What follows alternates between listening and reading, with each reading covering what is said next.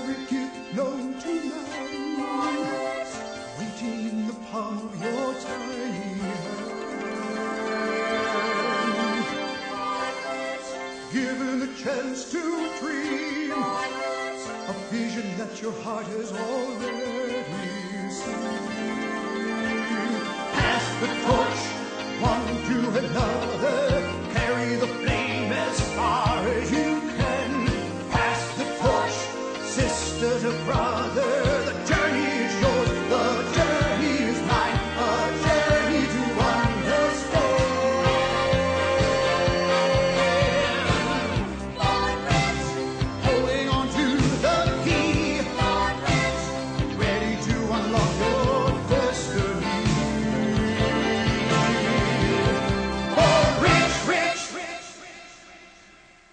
World-famous athletes, astronauts, international personalities who have really made a difference in our world. You and I, we all started out exactly the same, just like that beautiful little baby that you just saw. We were born rich, rich in potential. We have deep reservoirs of talent and ability within us. You're about to embark on one of the most exciting journeys you could possibly get involved with. This program, You Were Born Rich, is the most effective personal development program in the world today. It's been designed specifically to help you realize all of your dreams, live the life that you really want to live. We're going to invite you into a live seminar so that you can experience the excitement, the high energy of actually being there. We have special guest Paul Hutsey on the program. You'll be meeting other personalities, people just like you and I, who have been involved in this program, and it's made a tremendous difference in their life. Consider this. Just like that baby, when you and I were born, we were natural-born risk-takers. We had no limitations. We were free to step out and do everything we wanted to do. Now, some of the people that you are going to see interviewed have attended this seminar, some of them a number of times, most of them at least twice. The real benefit of having this seminar on the video is that you can stop the tape at any time and go back and play it over again. You see, reading and memorizing or just watching this really is not going to do you any good. You must understand and apply the ideas. Now, the exercise book, your action planner, that's in your program is vitally important. It's probably one of the most important elements in your entire Born Rich program. It's vitally important that as I suggest you get involved in an exercise, you take it and you really get involved. Stop the tape. Think of where you are and think of where you want to go. And complete the exercise. Don't put it off. Literally, wear this book out. Now, what I'd like you to do is come with me, mentally prepare yourself as we go into a live seminar. There's a seat saved just for you.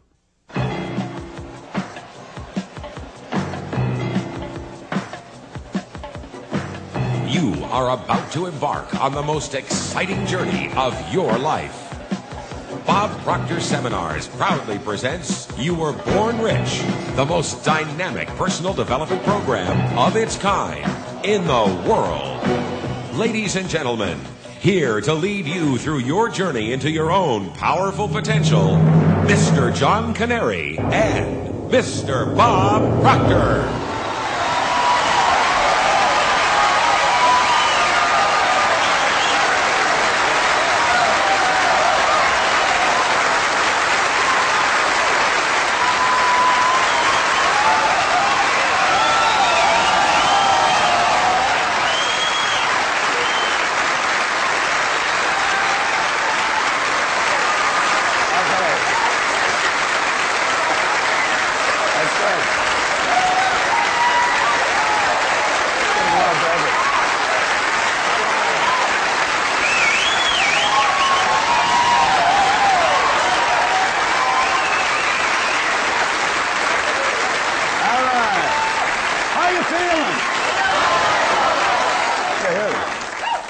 Can we do better than that, Robert? How you feeling? I'll tell you what I'm going to do, Robert.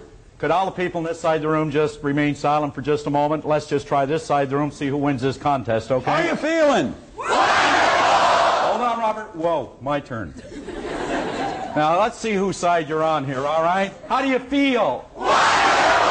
Sorry, old buddy. Looks like you won. We're going to get started with Robert. All right. Well, I want to wish you a very warm welcome to our seminar here today.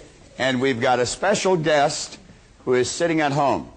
And we're inviting that person into our seminar, and they're going to experience everything you're going to experience. I know many of you have been through our seminars before. Some of you have never been through our seminars. But I think you'll find if you keep your mind wide open, just sit back and relax, you're going to find it a pretty interesting experience. I've often mentioned that we never give anybody a brain hernia with the information we use. It's all very simple, and it's very, very effective. You know, I've spent a long time studying the subject of why we do what we do and why we don't do some of the things that we'd really like to do. And I've come to the conclusion that the two main elements in a successful, fulfilled life is motivation and education. And if we get a proper balance of motivation and education, we're going to find that we're going to be led into some very wise decisions that'll inspire us into some intelligent action, and we will live a very, very fulfilled life. What I would like to suggest you do is flip to page 2 in your action planner. Take your action planner and turn to page 2.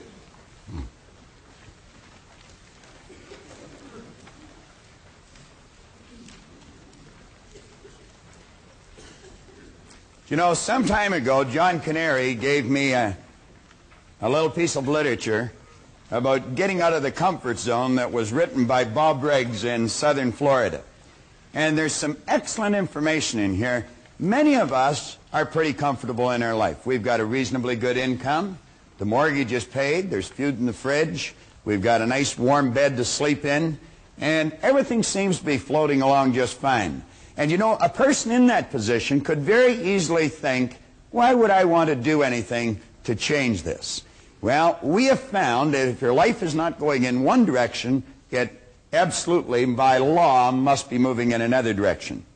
And Riggs is talking about that here. He said many of us have established a comfort zone in our lives. We're just coasting along, taking the line of least resistance, just getting by. Now, he said this is a very common and understandable attitude. We've all worked hard to get to where we are, and it may seem a very good place to be. The problem with this is that once we stop reaching, stretching, seeking, and risking, we actually stop growing. Now, Riggs goes on to say that the comfort zone frame of mind is settling for what we are today. That may be fine today, but without continued growth, and I believe this is the key line coming up, we are now all we are ever going to be. Now, for me, that would be a fairly disturbing thought. He went on to say, if you're in a comfort zone, beware. The danger of a comfort zone is that it doesn't hurt, and it might even feel good. Many take that to mean it's a good place to be, but it's not. A comfort zone may be what is holding you back from real growth, real accomplishment, and your potentially exciting and rewarding future. Now, I've mentioned if we're not going in one direction, we must by law be going in another direction. You're either creating or you're disintegrating. Whenever we hear a person say, I like it just the way it is, we know that person is advertising their ignorance of a very basic law of life, because absolutely nothing stays the way it is. Now, if you'll take a look at the top of page 2, there is a concept there by Sidney Herbert Wood, and it's the test of an educated person. I think many of us have had a false concept programmed into our mind with respect to education. We, I think, have been raised to believe that education is going to school for a certain number of years and be able to correctly answer a series of questions. But you know, many people will go to school all their life and be able to correctly answer the questions, but then when it comes to getting out into the marketplace and really making it happen, they just don't know how to compete. Many are withdrawn. They don't even feel comfortable meeting or greeting a stranger. Well, Wood said the test of an educated person is, can I entertain a new idea? Now, I think you know, and I know, that if we're going to improve, we have to have a very open mind. I once heard that an open mind was being prepared to throw away some of our most cherished beliefs when a better idea comes along. Now, you'll find that the vast majority of people seems to back into the future, dragging all of their old experience with them. When they're confronted with a new idea, they ask, does it fit? If it doesn't, then they say it's wrong. Now, what we want to do is ask ourselves, would this new idea improve the quality of my life, or would it get me going in the other direction? Can I entertain a new idea? Today and tomorrow, you're going to be asked to entertain many new ideas, but every one of the ideas that we're going to share with you are going to be positive, they're going to be creative, they're going to be constructive, and they'll definitely improve the quality of your life. Then we see the second one, can I entertain another person? Now, there's many people that would feel totally uncomfortable walking up to a stranger and just saying, hi, how are you today? Pleased to meet you, Jan. Now, do you know some people, when it comes to meeting a person, their head is down, their hand is wet, they're shaking inside, their heart is pounding, and they only do it because they really have to. They would just as soon pull away from the new person. Now, that individual has not learned very much, if anything, about themselves, because we should feel totally comfortable meeting anyone, anywhere, at any time. And then he asks, can I entertain myself? Well, you know, many people are not able to entertain themselves. I spent half my life not being able to entertain myself. I always had to be around someone else. It was always, come on, let's have a party. I absolutely hated being alone. And that was because I really didn't like myself. Now, I have found through studying the ideas that we're going to cover here over the next couple of days, we can develop into very interesting and reasoning companions. Most of the time that we live, we do spend with ourselves. And you're going to find that some of the very best conversations you ever have are going to be with yourself. I get so excited about some of mine, I talk right out loud. That draws, a strange look from people from time to time. But you get such great ideas going in your mind that you just can't help it. Now, here in the first paragraph, we say that this program, You Were Born Rich, is based on the premise that you have rich resources lying dormant within you. I have heard many people laugh when they take a look at our program or take a look at the title of the book, Born Rich. You see, they think that means that you've been born into great wealth. Some people are, but some people are not. But everyone, without exception, has been born with tremendous resources lying within them. We've got deep reservoirs of talent and ability. And through following right rules and natural laws, we're going to find that we can draw that potential to the surface and we can bring it to bear, and it will cause the manifestation of prosperity in our material world. Now, in almost all the seminars that either John or myself does, we take and we put an R here in the board. Now, what I would like to suggest you do is you let that R represent the results that you're getting in your life.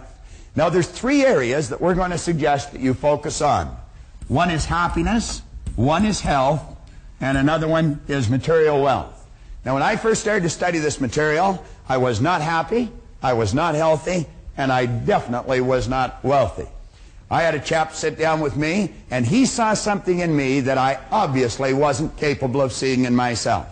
His name was Raymond Stanford, Raymond Douglas Stanford. In fact, I named my son after him, Raymond Douglas Proctor.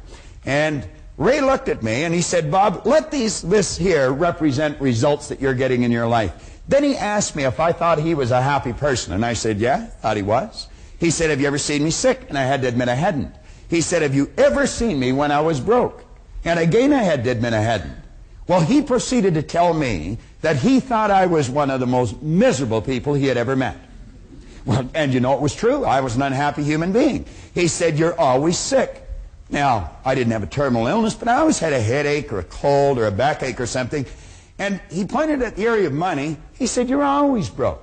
He said, you're forever trying to hit somebody up for a couple of dollars for gas. Now, if I was to put this in proper perspective for you, I was earning $4,000 a year at the time, and I owed 6.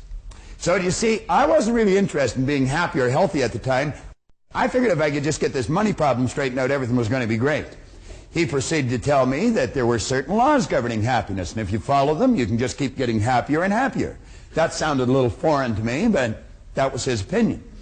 And he pointed out that you and I have an ingenious system built within us to keep our body in excellent working order. And then when he talked about the area of money, he said, you know, he said there's exact laws governing wealth. And he pointed out, he said, this stuff cannot talk, but it can hear.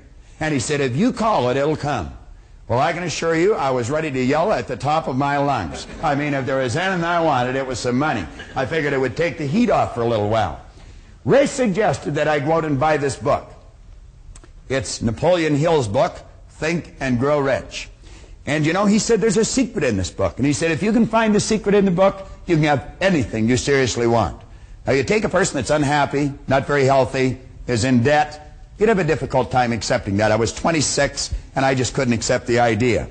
But as Ray said, your way's not working, why don't you try his? And that's what I'd like to suggest to you today. If you're not getting the results you want, your way obviously isn't working, why don't you try ours? Now, I often mention that John and I have got license to brag about every idea we use because none of them are ours. We don't claim that we've originated these ideas. In fact, we openly admit we haven't.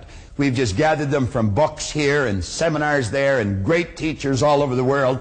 And what we've done is put them together in an organized, coherent manner. So if your way is not giving you the results you want, I would suggest that you take a real serious look at these ideas. Now, I looked for the secret and I couldn't find it, but I found in one place here, he said a peculiar thing about this secret is that those who once acquire it and use it find themselves literally swept on to success with but little effort, and they never again submit to failure.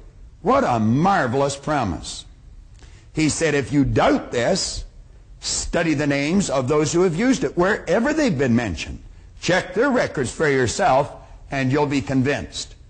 Now, he lists upwards of 100 names here. He's got Henry Ford, William Wrigley, James J. Hill, George Eastman, Theodore Roosevelt. He goes on here, John D. Rockefeller, Thomas Edison, Luther Burbank, Woodrow Wilson. How could I relate to any of those people? I couldn't relate to them. But you see, in that first part, he said, check their names or check their records wherever they've been mentioned. So I did that. And I got out books on Edison, and I got books on Rockefeller, and I got books on Woodrow Wilson, and all the great people that he had mentioned here. And you know what I found? I found they were no different than you. They were no different than me. Many of them had very little formal education, which made me feel fairly comfortable because I didn't either. Many of them had very, very rough roads to start on. But I found out we're essentially all the same. Do you know what was different? The results they were getting. And as I studied on here further, in his chapter on persistence, and he mentions that persistence to the quality or to the character of the human being is like what carbon is to steel, he said the only thing that he could find in Edison or Ford that he never found in everyone else was persistence. They'd get a hold of an idea and they'd stick with that idea. And I look back in my own life and I never did that. I'd try something a couple of times, and if it was rough, I quit. I'd have people saying, oh, Bob, why don't you just give it up?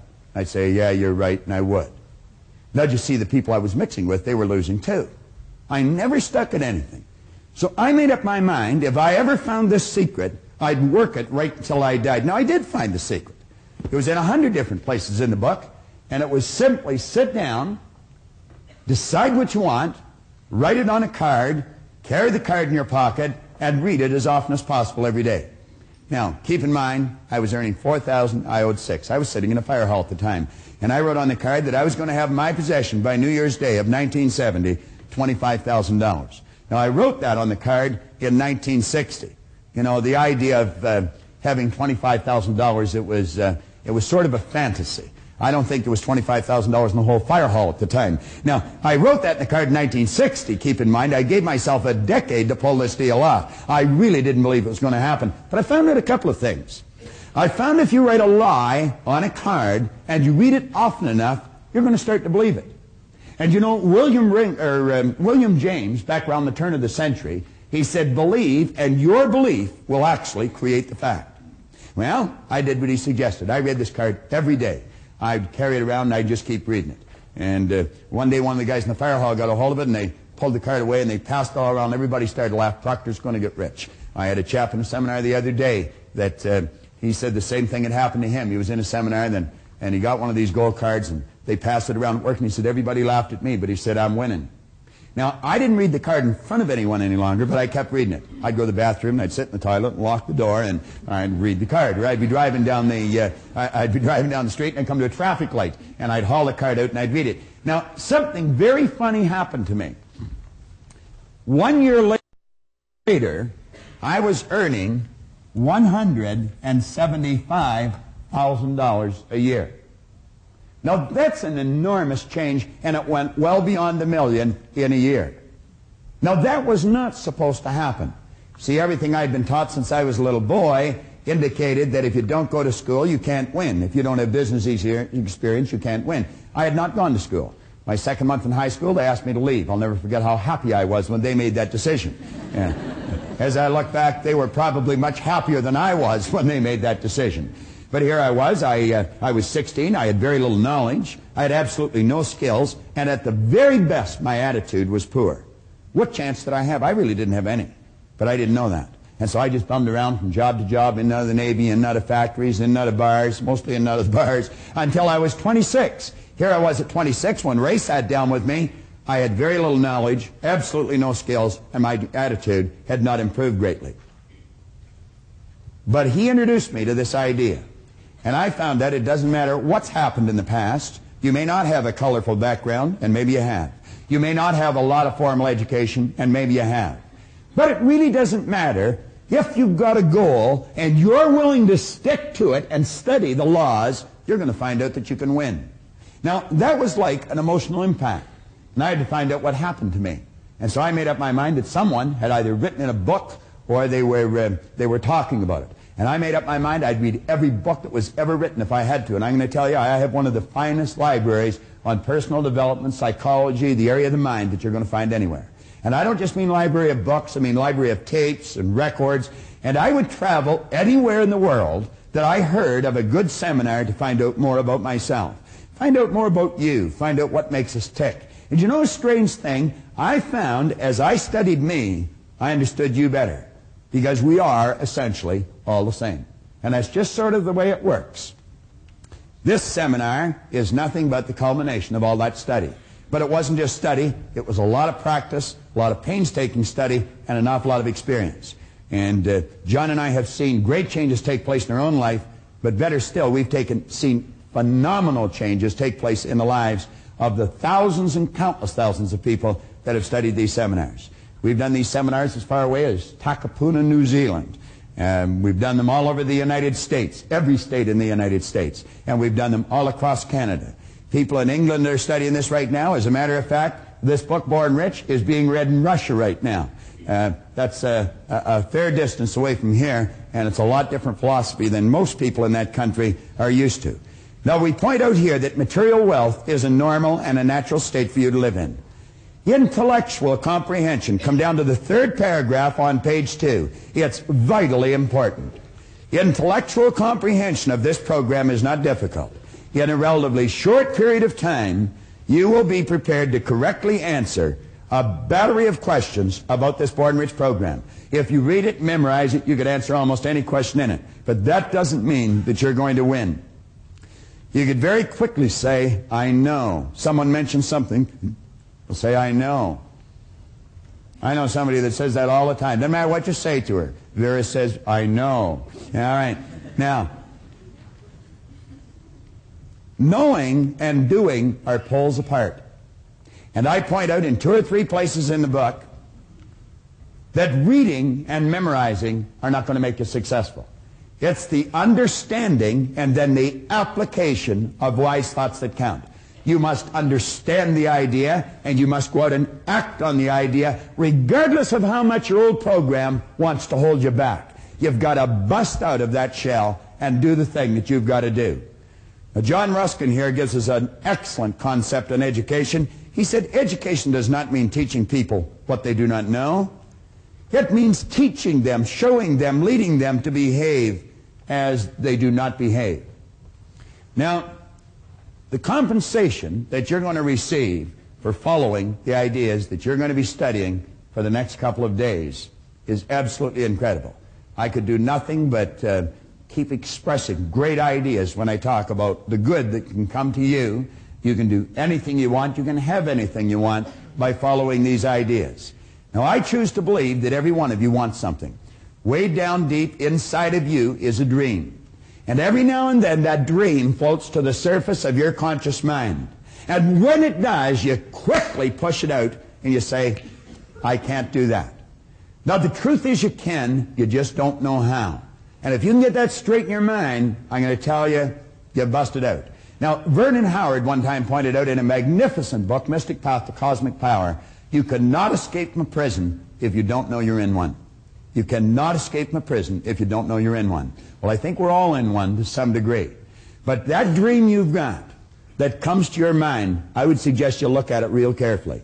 I was given a cassette tape by a gentleman in a seminar that we were conducting a couple of years ago, and it was a copy of a speech made by a minister out of Minneapolis. And there were a couple of lines in that tape that were absolutely incredible. He said the saddest thing when he's officiating at a funeral is not the death of the body, but the death of all the dreams. It's that house you were going to build and never built. Maybe that car you were going to get, never got. That trip you were going to take and never took. The business you were going to start and build, but never did. Well, the saddest thing is not the death of the body, but it is the death of all the dreams. We've got to do what's inside of us. Let's not go to the grave with the music still in us. Now, as we go through this seminar, John's coming on in a minute to lead you through the part about proper use of the seminar. But as we go through it, understand this. If you do not direct all of the information you're going to hear towards a specific end, the information will probably be rendered useless. So what I would suggest you do, as John's coming up here, just jot down in shorthand, in your book, anywhere on a blank space, that's something that you want. And look at the quote on the bottom of page 2. Ralph Waldo Emerson said, do the thing and you'll get the energy to do the thing. Do the thing and you'll get the energy to do the thing. Don't wait. Start right now whether you're ready or not. Just say, I'm going after it, I'm going to get it, and your present circumstance has got nothing to do with where you're going. Later on in the book here, you're going to find that there's a quote by a magnificent author. He said, your circumstances may be uncongenial right now, but they will not long remain so if you perceive an ideal and strive to reach it. Now think of that. You may not have much money. Your social life may be in a bit of a chaotic state. Maybe your business isn't going the way you'd really want it to go. He said, your circumstances may be uncongenial, but they will not long remain so if you perceive an ideal and strive to reach it. Now, flip over to the next page, and I'm going to invite John back on to lead you through how to get the proper use out of this program. And I don't suppose there's a better guy that I know to be able to do that, because I watched John start, and there's a story of him in Born Rich. I watched John start from ground zero and just keep making headway. John Canary learned how to use the ideas in this program so well that he's a very competent teacher of the ideas today. What I left the seminar with was a desire to want to know more. There was something about it that stimulated a desire within me of all the things I ever wanted to do, but no one ever told me that I could do it. And I believe when I walked away from there, I felt very comfortable, at least with the idea that, hey, there is something about me that if I learned to use it properly, that I could actually go out and achieve it. Even though I didn't know how, I believed that that was the starting point. So that was the beginning for me, and what I got most out of that particular seminar. I believe where we went from there is, at that time, there was only perhaps a half day to a one-day seminar. And it was structured around the Earl Nightingale material, of course. And it wasn't as, I guess you could say, as prolific as it is today, although it was as energetic as it was today, probably even more so. But today there seems to be a smoother flow, a more structured presentation, a more organized presentation in a way that an individual can actually take it and use a step-by-step methodical approach to actually working with their creative process. At that time it was more of, why not take a look at yourself and try to recognize that there's potential within you, and that if you set a goal, which I did at that time, and sitting in the front row of the seminar just about that time, I took something called a goal card, which it wasn't as beautiful as it is today. It wasn't as organized or arranged as it is today. But that was back in around 1970, 71, in that period of time. And I remember Bob mentioning, if you take a card, write something on it that you want to do. And if you read it every day and do the best you can every day, you're going to achieve it. Now, I don't know how many people that day, wrote something on a card, but I would say most of them were actually writing something out. But I think it had a profound impact on me to the point that I wrote down that I was going to be doing what Proctor was doing. And even more importantly, that I was going to be doing it with him. Now, I'm sure that I talked to him on a number of occasions that particular day, but I was just like anyone else sitting in the audience.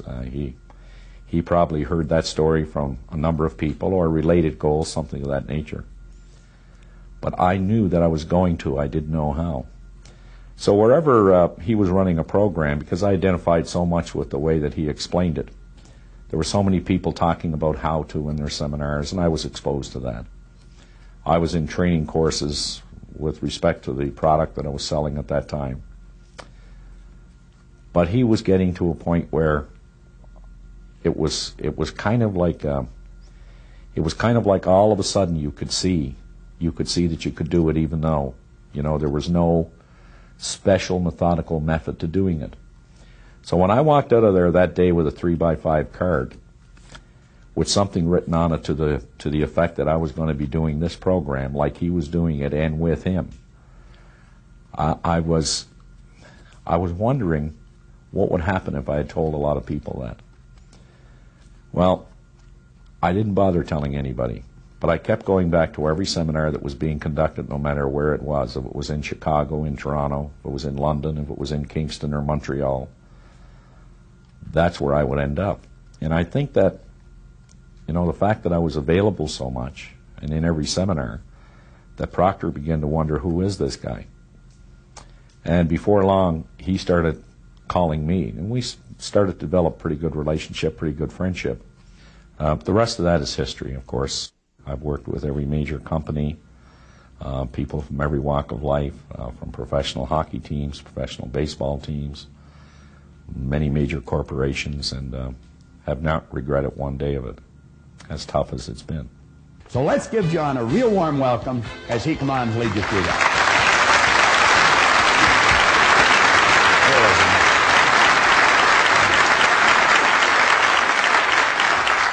Anytime I start a seminar like this, I always like to start with the balls. And one of the reasons that I use this is because it had such a dramatic impact on my own life. And I knew that this worked in a physical sense as I just took a look and stared at it, but I wasn't quite sure how it worked in every other sense. And I know many people that when they get an understanding of how this works, that if you put a little bit into life, you're only going to get a little bit out of life. In other words, if you want to spend a lot of time complaining about what's wrong in life, that's just about the only thing you're ever going to find in your life. I like to put it another way. If you want to look at the scientific side of things, they'll say that for every action, there is an equal reaction in the opposite direction. If you want to go over to the other side to see what the theologian has to say, or the philosophers, they'll tell you exactly the same thing. They'll say that as ye sow, so shall ye reap. And then there's a way that I kind of like to use it. And it works this way. That the only thing that can flow into your life or mine, whether it be in a financial sense, whether it be in your personal life, whether it be in your family life, one thing is for certain. That the only thing that can flow into your life is based on what's flowing out of your life. I know that any time that I have this sitting at home, and some of my son's buddies will come by, he'll always take them over. They'll say, what's this? And he'll take it and he'll say, well, you see, what this means, if you put a little bit in, you get a little bit out. But if you put a whole lot in, you get a whole lot out. That's just the way it works. Now, you see, we can make what is called a conscious choice here today on what we're going to take out of this program. If you wanted to spend a little bit of time trying to find out why this program won't work, I guarantee you, you're going to find it. But there's only one reason you can ever find something wrong with anything. And that's because there must be something right with it. You see, you can't have one without the other. I mean, how would you know a good paycheck if you didn't know a bad paycheck? I mean, you can't have a hot without a cold. You can't have an up without a down, and in without an out. I mean, all the books we use here, if you look at the book Bob was using, Think and Grow Rich, it has an inside and an outside. It has back, has front. And you know, most interesting thing that I found about that is not too long ago, I was doing a seminar out in Calgary, and I was at a place called the Portical Inn.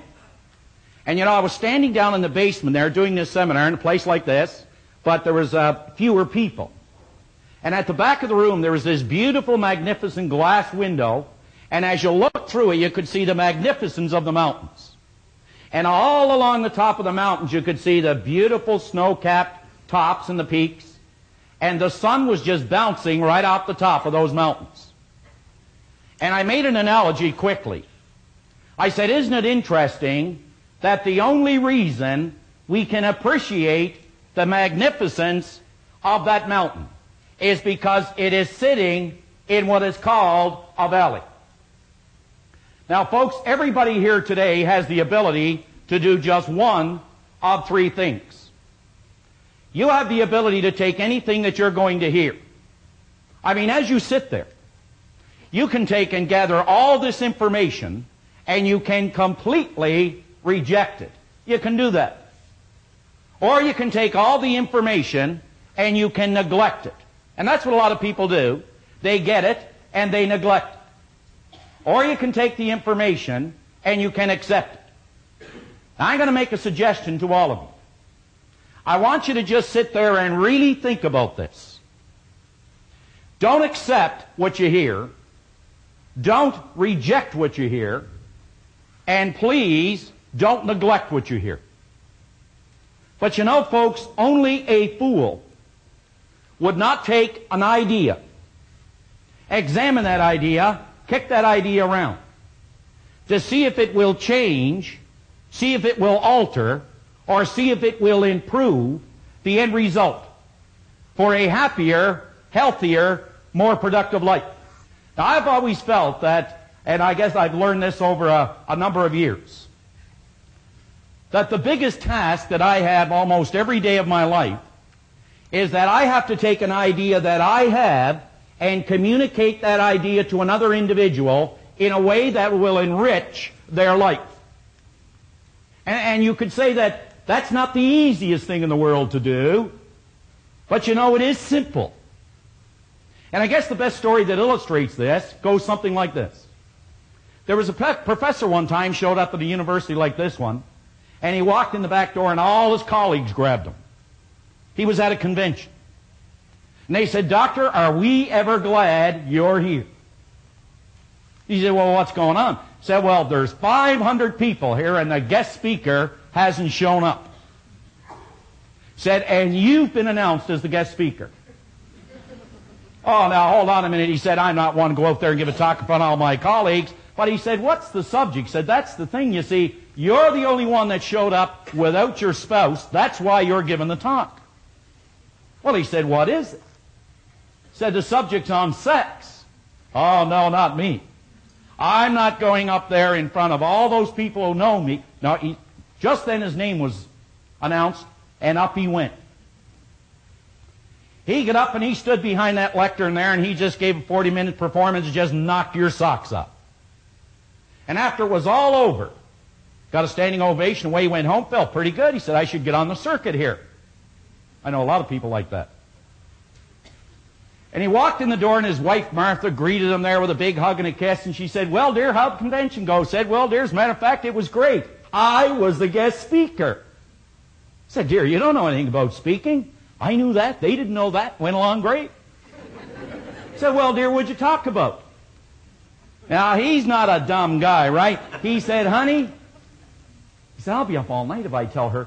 Oh, he said, honey, I talked about sailing. George, you don't know anything about sailing. Well, I knew that, and they didn't know that. And they seemed to like it. Well, off they went to bed. Now, the next day, Martha's out doing the shopping. And so were all the girls that were at the convention. Now, just to show you how two people are talking about who they think they're talking about the same thing, but in reality they're not. They only think they are, but they have two different ideas. And they all spotted Martha, and they ran over and they said, Martha, we didn't know Charlie was such an authority on the subject. Oh, she said, girls, he isn't really the old fool. He only did it twice. And you know what? The first time, his hat fell off, and the second time, he fell over the side. Now, there were two people who thought they were talking about the same thing. Well, the idea that we're working with here today is to take an idea we have, transfer that idea to you as an individual. But there's only one way we can do that. Is you've got to kind of let go of the resistance. You've got to hang a little bit loose because it is somewhat disturbing. Some of the information disturbs people sometimes. It really does. It actually does. It was a Bishop Sheen was giving a great talk every Sunday afternoon. And one Sunday afternoon he was giving the talk, the fellow put his hand up in the air and said, hold a minute, Bishop, you don't believe all that jazz, do you? Oh, he said, I believe it all. He said, come on, Bishop, you don't believe that story that Jonah was in the stomach of the whale? Ah, he said, I believe it, Bishop. He said, come on, Bishop, not Jonah in the stomach of the whale. He said, come on, you're a grown man. Oh, he said, I believe it. He said, well, tell me, Bishop, how are you going to prove it? Well, he said, I'll tell you what. When I get to heaven, I'll ask him. Say, yeah, but Bishop, what if you don't find him there? He said, then you can ask him. So you see, if you want to reject it, you want to neglect it, go ahead. I know the information works. On page 3, at the very top, the suggested use of this program, and you know, Bob mentioned earlier that I've actually taken these ideas and I've made them work. As a matter of fact, I can remember when I first picked up the information from this program, I believe it was Earl Nightingale's Lead the Field. And I was given a suggested use of how to use that program, which took 5 minutes. Bob was working with Nightingale at that time, I wasn't. And he sold me a program for $245. That was back in 1968. That was a lot of money in 1968. That's a lot of money today for a lot of people. And he said, now here's what you do. You take this tape, put it in your cassette player. I didn't have one of those. And he said, what you do is turn the cassette on because it wasn't a popular thing in cars. But he said, you listen to the first tape all week. Then go to the second one and listen to that all week. That was the suggested use of the program at that time. So you see, I watched this program grow up. Not only grow up, but I've been able to take it and maximize it more than any individual I know that has ever gone through this seminar. And I can say that, and I can say it with conviction, I can say it with commitment. So let me just walk you through a couple of steps. Born Rich is the beginning of an exciting journey you're about to take. And like all journeys, which are properly planned and completely enjoyed, you must have these 4 basic points. You've got to work these 4 basic points. See, it's the old idea that there are 2 simple words that we could implement to really get the results we want. The first one is called order. Order. Order is the very first law of creation. And the second word is movement. And when you have order and movement working in your life, what begins to happen is there's a pattern of growth that begins to develop. You see, I think that we try to get here without first covering or bridging the gap of these steps along the way. So if we have the order, and the order is to make a decision that no matter where I am, no matter how well I am doing, I can do better, and I'm going to set an objective to bring about that order. And then we use the movement which is known as a system, and I believe that Born Rich is a system. I don't believe it, I know it. You only have to believe something until you understand it, then you don't have to believe it anymore. But belief is the fuel to get you off the ground. So the first step, a clear understanding of where the journey begins. A very clear understanding of where the journey begins, and I don't know anybody that'll do that more effectively than Robert when he comes back up to start going through the basic concept and the creative process. Number 2, checkpoints en route to help you stay on course. You see, I believe we know, for the most part, a lot of us what we want. And as Napoleon Hill said time and time again in this great book, he said you must know what you want, why you want it, when you want it, and an idea on how you're going to get it. You must know what you want, you must know why you want it, you must know, he said, when you want it, and he said you must have an idea on how you're going to get it. So we need checkpoints en route to help us stay on course. Number 3, a clear understanding of your destination. I believe one of the greatest definitions that I've ever heard of success in my life is that success is not a destination, never has been, but it is something called a journey. It has always been what is called a journey. It is not something you get, it is something you're becoming. It never ends. It's infinite in terms of growth. And number 4, a commitment. You know, I've spent a lot of time studying, as everyone else, books such as In Search of Excellence, In Pursuit of Excellence. I know when I look at Paul Hutsey, I think a lot about excellence. And you know, excellence is perhaps one of the most important words in your life. Well, one of the reasons for that is because Paul knew about excellence 20 years ago. His company, they published something called In Search of Excellence and The Pursuit of Excellence. But what does the word mean? I hear people say excellence in this, excellence in that. What does the word mean to you? Well, I'm going to tell you what the word really means. It means a commitment to completion. Folks, you never ever want to forget that. Excellence is simply a commitment to completion. The steps are not easy, but the understanding of the steps are easy. If you remember, it's a commitment to completion. That means completing the things around home. It means completing the things at your work. It means completing the commitments in your personal life. It's a commitment to completion. You will agree a person would be very foolish to tell themselves they are presently in Atlanta, Georgia, and their destination is Dallas.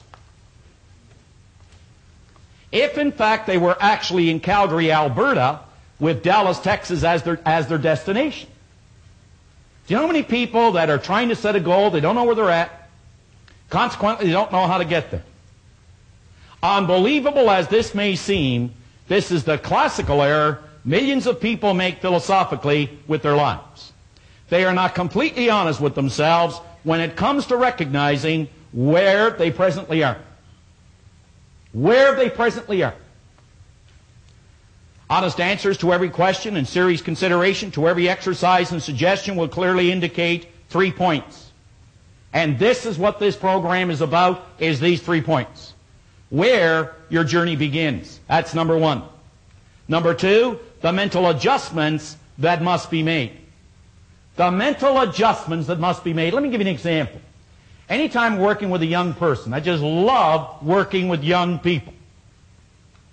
They only have to understand what a mental adjustment is, and they'll make it quicker than you and I. Are you aware that your kids, they only have to, what is called, make up their mind. You and I have to change our mind. We can teach them how to make a mental adjustment, and here is the major mental adjustment that all of us have to make. Simple one. You must regard all adversity. You must regard all circumstance, all conditions in your life. If you could look at it as though it were an investment in which you can attract and learn more about growth in your life. It's an investment only. What a difference we'd find in everything that we do. And number 3, approximate time it will take to complete the journey. The approximate time it will take to complete the journey. Now, before you become emerged in your Born Rich program. Form the attitude that this program has been prepared especially for you. This is for you. This is not for me. It is not for me only. It's not for Bob. It's for you. Especially prepared for you. Imagine that the author, that the speaker is a clear, personal friend whom you have chosen as your mentor. I wonder how many of us have a mentor. I always say when a program ends, it's the beginning. It really is. It says, make a commitment to yourself that you will follow every instruction necessary to alter, and you're going to hear this word so often, to alter your old conditioning. Now I want you to think, what is old conditioning? Do you know, any time that you get these buried pain remembrances, these nagging little things that grab us when we're trying to do something, or that tell us we can't do it, why we can't do it, and all these things that are just kind of like grabbing at us, these doubts and worries, that's your conditioning. You know, I'd give anything if a person would just grab hold of one idea. This one simple idea. Any time that you get feedback telling you why you can't do something, if only, folks, you could remember it's not a reflection of your potential or you as a person, but it is a reflection of your conditioning. I'd give anything for a person just to understand that. When you get that old feeling that you can't do something, you can only remember it's a reflection of your conditioning and not a reflection of your potential. Now I want you to think about this. Everybody is familiar with the great Bruce Lee, perhaps the greatest martial artist that ever lived. And you know, he was also a great teacher. And very often they'd come to him and they'd say, could you tell us, Master, how we could be a great martial artist like you? Now he would take them out into a little gym and he would go through some of his moves. And what he was doing is he was trying to find out where they are. Because he said most people had the wrong information about martial arts. Just like many people have the wrong information about this word, success. This word success, this progressive realization of a worthy ideal. And after he'd take them through the little exam, he would sit down at a table, he'd put them on one end. He'd sit on the other end. And he'd put in front of them a glass of Coke. He'd say, I want you to look at that and let it represent. Think about it now. He said, I want you to let this glass of Coke represent your knowledge. This is what you know to be the truth. And he said, I want you to let this clear water, represent what is the truth. This is my knowledge. This is what I've learned. And he said, this is what you want from me. This is what you want. I want you to think about one step here. How often have we looked into the lives of other people and we see things that we truly admire? We look at maybe their person. What I'd give to be like that individual. We look at what they have and we say, what I would give to have what they have. We look at what they do and we say, what I would give to do what they do. Folks, if we only knew, what we're looking at are nothing more but our own rejected thoughts. They accepted thoughts that we have rejected. So this is what Bruce said. I can't give you my knowledge because, you see, there's too much of yours. However, he said, if you are prepared to let go of yours and make room for mine, then we can work together. But as long as you hold on to this, I can't give you this. Think about it. Are you prepared to let go of what you've learned? And by that, I don't mean to just cast it aside, but to examine it. And to take a new idea that you will hear in 2 days here. A new idea. And to examine that idea, entertain that idea, to see if it will change, alter, and or improve the end result for a happier, healthier, more prosperous life. If you're prepared to do that, this program will really, really work for you. Will really work for you. Would you go back to the book with me, please? Second last paragraph. Rather than merely listening to the messages, questions and exercises, think. Think deep, penetrating thoughts. Ask yourself, what does this mean to me? How can I apply this idea to my life? Remember, not how can I apply it to someone else's life. How can I apply this idea to personal growth and development in my life? Because the simple basic laws of life are create or disintegrate. We're either moving forward or we're going backwards. In the last paragraph, set aside a definite period of time every day, weekends and holidays included, for the proper use of your Born Rich program. In other words, make a decision. See, folks, we don't have as many problems as we have decisions to make. By that, I'm not asking or suggesting that you should discount your problems. I would never suggest that. But you know, I am suggesting that you have the talent, the ability, the potential to handle and to deal with your problems. So do we have as many problems as we have decisions to make? It says, for the proper use of your Born Rich program, you must set aside different times to work with it. You eat every day to nourish your body. Look at your Born Rich program as a form of healthy nourishment for your marvelous mind, and use it daily until its use becomes habitual. Until its use becomes habitual.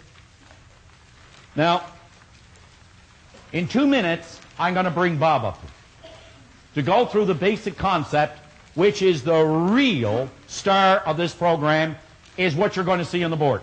It's what it's all about. The first time I was introduced to this concept, believe me, it hit me. I had such impact on me. Didn't change anything right away, but it showed me a way to do it. In 1973, I had something written on a goal card. Had something written on a goal card. And on that goal card, there was something very interesting. I said, on March the 1st, 1973, what I wanted to do was this very program. Now, at that time, I could not lead this group, you could say, in silent prayer. I could not have led this group in silent prayer. Could not. But I wrote on it that March the 1st, this is what I was going to do. Now, when February the 28th rolled around, now I tell you this for your benefit, not mine, for your benefit, because someone sitting here today is probably thinking exactly what I was thinking, but maybe in a different area. I had absolutely no credentials to do this. None. Absolutely none. And for 4 years prior, wherever Robert was doing a seminar, I'd be there. Paul Hutsey knows that. I'd fly wherever he'd fly. I'd go wherever he was, and I'd sit in the front row. I have at home maybe a couple of thousand workbooks from seminars. A couple of thousand. Notes all through them. Some of them can't even read them anymore. Now, on February the 28th, after 4 to 5 years of a lot of pain, and there was, 4 to 5 years of a lot of traveling, and there was, a whole lot. A whole lot. There was a lot of things. You know what really happened? On February the 28th, I was no closer to the goal. Now remember, it was 1 day away. one day away. I was no closer to the goal. After 5 years. Kind of disheartening and discouraging, isn't it? So this is what happened. I got a phone call from Chicago. It was Robert on February the 28th, 1973. And he said, John, I got some bad news for you. I can't get to Toronto. Chicago is closed. He said, you're going to have to do the seminar in the morning. Now here it was, it's what I always wanted to do, and the first thing that hit me was fear. Panic. And I remember giving him a gold card, and he said, you obviously had something to do with the Chicago airport closing. But to the day, it worked. Even though all the appearances said it wouldn't work. But you know what? I made a decision. This was my knowledge. This was his. I had to get rid of mine to get his. That's what you're going to have to do. Today and tomorrow. So what do you say we bring Robert back up for the remainder of the morning to really get this creative process rolling? Bob?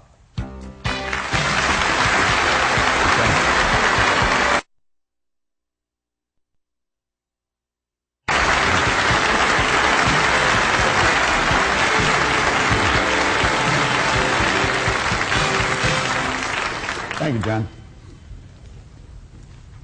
I want to suggest now that you really put on your thinking hat. I have a paper here that was written by a gentleman who has since passed away. He was a great Canadian. His name was Dr. Lawrence Rampell. And when I first moved back to Canada from the United States about 8 years ago, Dr. Rampell was sitting right here where Mr. Kavuk, the great photographer, is sitting.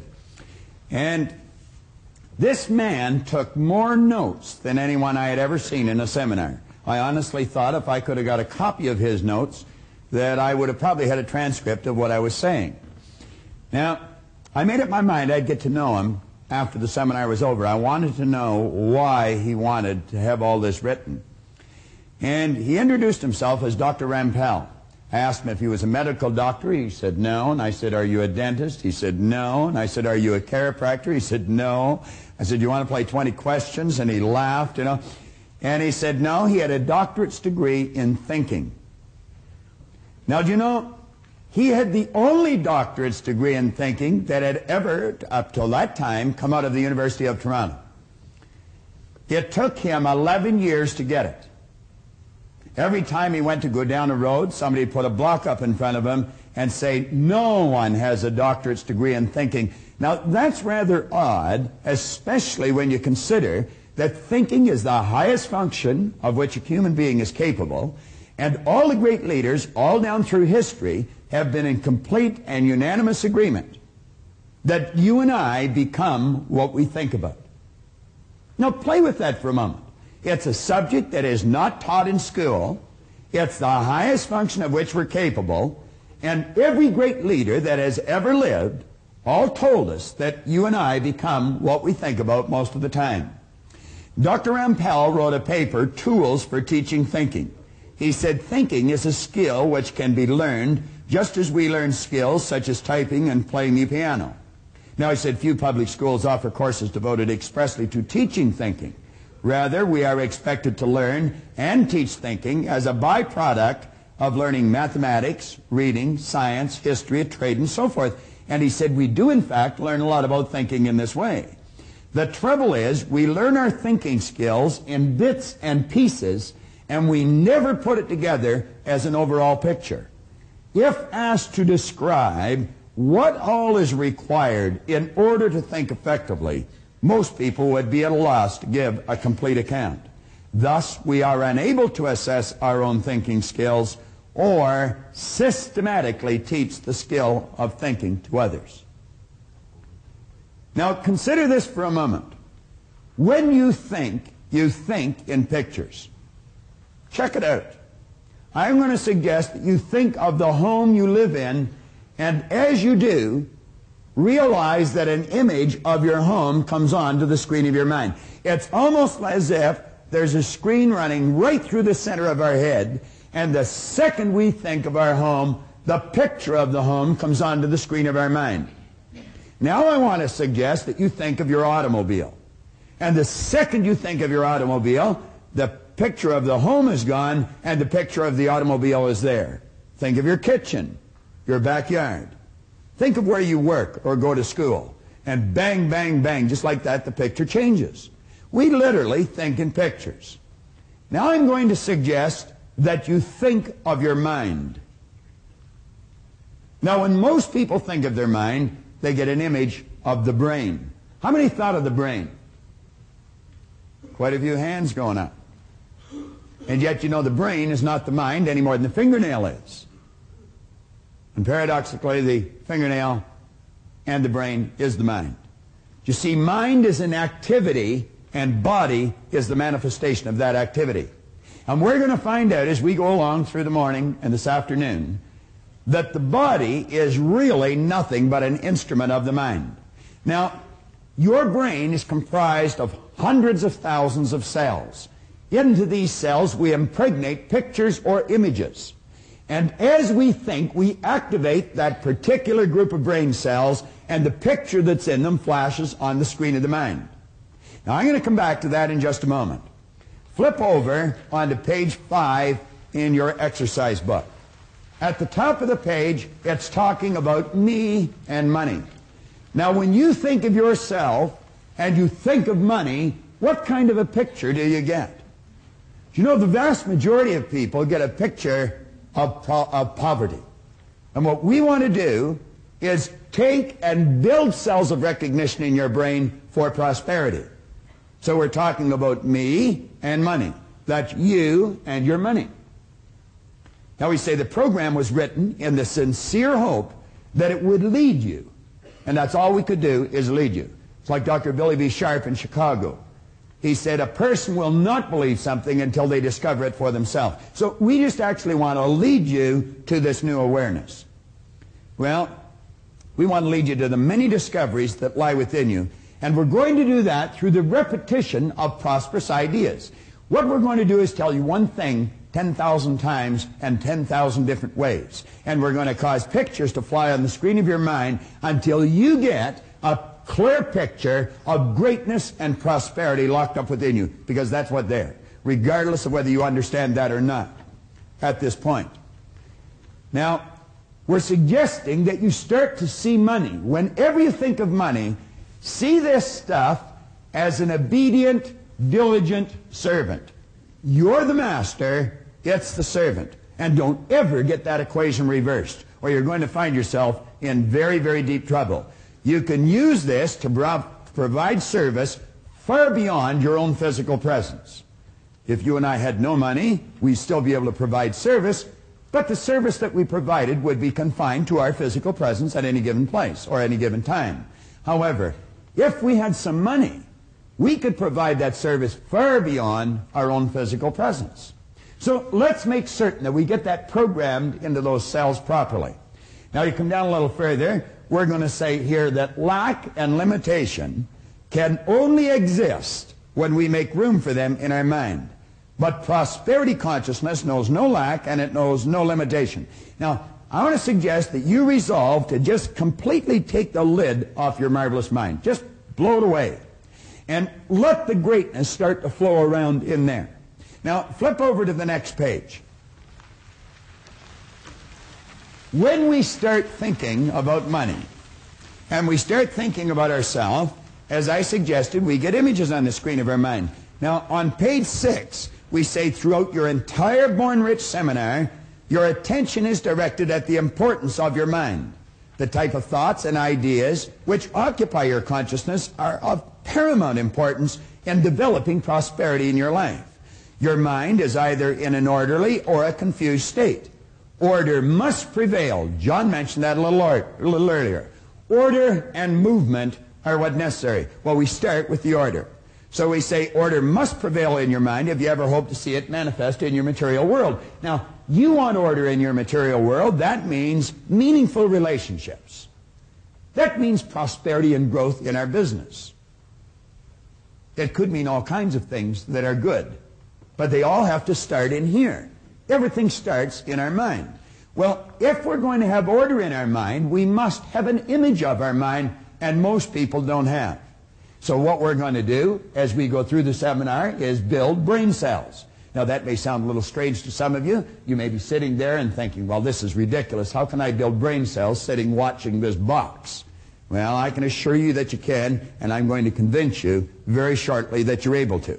Now, what I'm going to do, I'm going to use different examples as we go through this seminar, and each one of these examples are real, live examples, every one of them.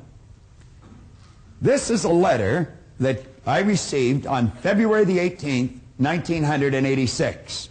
It came from Joanne White. She was the regional administrator to the vice president of sales for the Metropolitan Insurance Company in Kansas City. Now, Joanne was in a seminar there in January of 1986. This letter is dated February of 86. And when Joanne came to the seminar in 1986, she told me a fascinating story. Now, apparently, she had come to a seminar that I conducted in Kansas City 10 years prior to this in 1976. Now, I didn't remember Joanne, nor did I remember her son, who she was telling me the story of. But when she told me what happened, I quickly related to it because it's happened many times, and there's many situations that I do remember. Apparently, we had been doing seminars right across the country for the Metropolitan Life Insurance Company, and a friend of hers in another area had been talking to her on the phone, who also worked for the same company, and this friend told her, if this seminar ever comes to Kansas City, make sure you go and take your son. Well, she took that person's advice and she came. She brought her 11-year-old son, Eric, who had been diagnosed as having learning disabilities. Now, keep your mind open here, folks, because this is real. It happened, and it can happen to anyone. Someone had made a classical error, and someone possibly in a position of authority, in fact, probably in a position of authority, and they told this lady and her husband that their 11-year-old son had learning disabilities and not to expect too much from him. So they didn't. Worse still, the little boy didn't expect much from himself. I told her to bring the little boy to the seminar, and we just built new brain cells, that child could do anything he wanted, that this idea of learning disabilities was an error that someone had made, and they shouldn't believe it any longer.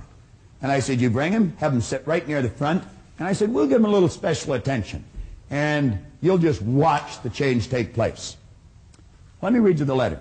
She says, Dear Bob, I wanted to take a moment to tell you how much I had gained from your seminar in Kansas City and how much I am continuing to gain from the use of your tapes. Now, at that time, all we had is audio tapes. Now, you can sit and you can watch this over and over and over again because there's going to be parts of it that'll seem a little confusing to you first time through. But as you play it over and over and over again, the confusion will leave and order is going to come to your mind. There's many times I'll take a book and I'll read the same paragraph over and over again. This book that I mentioned earlier of Napoleon Hill's, I've been reading that for 27 years. Now, it's not such that I'm such a slow learner. It's just there's so much depth in the book. My wife's sitting back there and she's saying, no, it's not the depth, it's that you're a slow learner. And anyway, that's just her opinion. All right. Now, she said, I listen to the tapes each time I get in my car, and I intend to continue to do so. And, of course, you've got the audio cassettes from the seminar as well, so you can just snap them into your car. Remember this. If you only drive 25,000 miles a year, you're spending 13 40-hour weeks behind the wheel of that automobile, all of which your conscious mind is free to travel around and do anything it wants to do. Your body is programmed to drive the car. Well, she says, Bob, I'm sure at times you ponder over the long-range effects of these seminars. Do you merely get people excited and then once you leave town, forget it? Well, I attended your seminar when you were in Kansas City 10 years ago. I brought my 11-year-old son who was going through some trying times in school. He had been diagnosed as having learning disabilities, and he was really struggling. Listen to this. He was certain he was a reject. What a terrible thought to be running through the little kid's mind. I'm a reject. Many adults running around with that thought in their mind. You could have been sitting with that thought in your mind. You might be sitting with that thought in your mind. I'm a reject. There's no such thing as rejects. God didn't make any rejects. But as I brought Eric to the seminars, he learned that you can do anything or be anything that you believe you can. He learned to set goals and to achieve the goals that he set. Listen to this for progress. I am very proud to tell you there was both an immediate and a long-range change in Eric's performance. In that same school year, his grades spiraled upwards and he became an honor student. Eric attended Bay State. He is an Eagle Scout. He was listed in Who's Who in American high schools. He was editor of his school paper. He qualified for scholarships, that's plural. He had his choice for college. And at the present time, he's a junior at the University of Missouri, and he's on the dean's list. I feel a great deal of this can be credited to the fact that this 11-year-old boy learned he could do anything he believed he could, and he became a goal setter. Joanne concluded by saying, Bob, I just wanted to share this letter with you, as I really do not know if we would be able to tell this success story if I had not brought Eric to this seminar. I'll always be grateful. I guess she will. And I guess Eric will too. And what was the big win? Was it the Who's Who in American high schools? Was it being editor of his school paper? Was it the honors that he accomplished that first year? Was it the college scholarships in college? I don't think so. I don't think any of those things were the big win. You know what the big win was? It was the one single idea that enabled him to do all these things. And one idea can cause you to make the progress this young boy made. We have a gentleman in our audience, I'm not quite sure where he is. He's a good friend of mine, Grant Sylvester. He's the president of Money Concepts for Canada. And Grant Sylvester hired us to conduct these seminars way back in the 70s for a large company that he was a senior executive in. And right across the country, they had a 53% increase in sales. Now, that's hundreds of people. That's an enormous increase. I want you to think about that for a moment. Here's an idea that gave this little boy honors in schools, gave Grant's company a 50% increase in sales. So you see, I don't really care what you do. It doesn't matter what you're doing. It's you that counts. And the more you understand you, the better your results you're going to get. Now, I'm going to run through a very quick idea, and it's very simple. Don't let the simplicity of this idea deceive you. What we're going to do is run through a concept and explain just how brain cells are built. Now, I'm going to ask someone from the audience. Nino, you're a good friend. Come on up to the front here for a moment.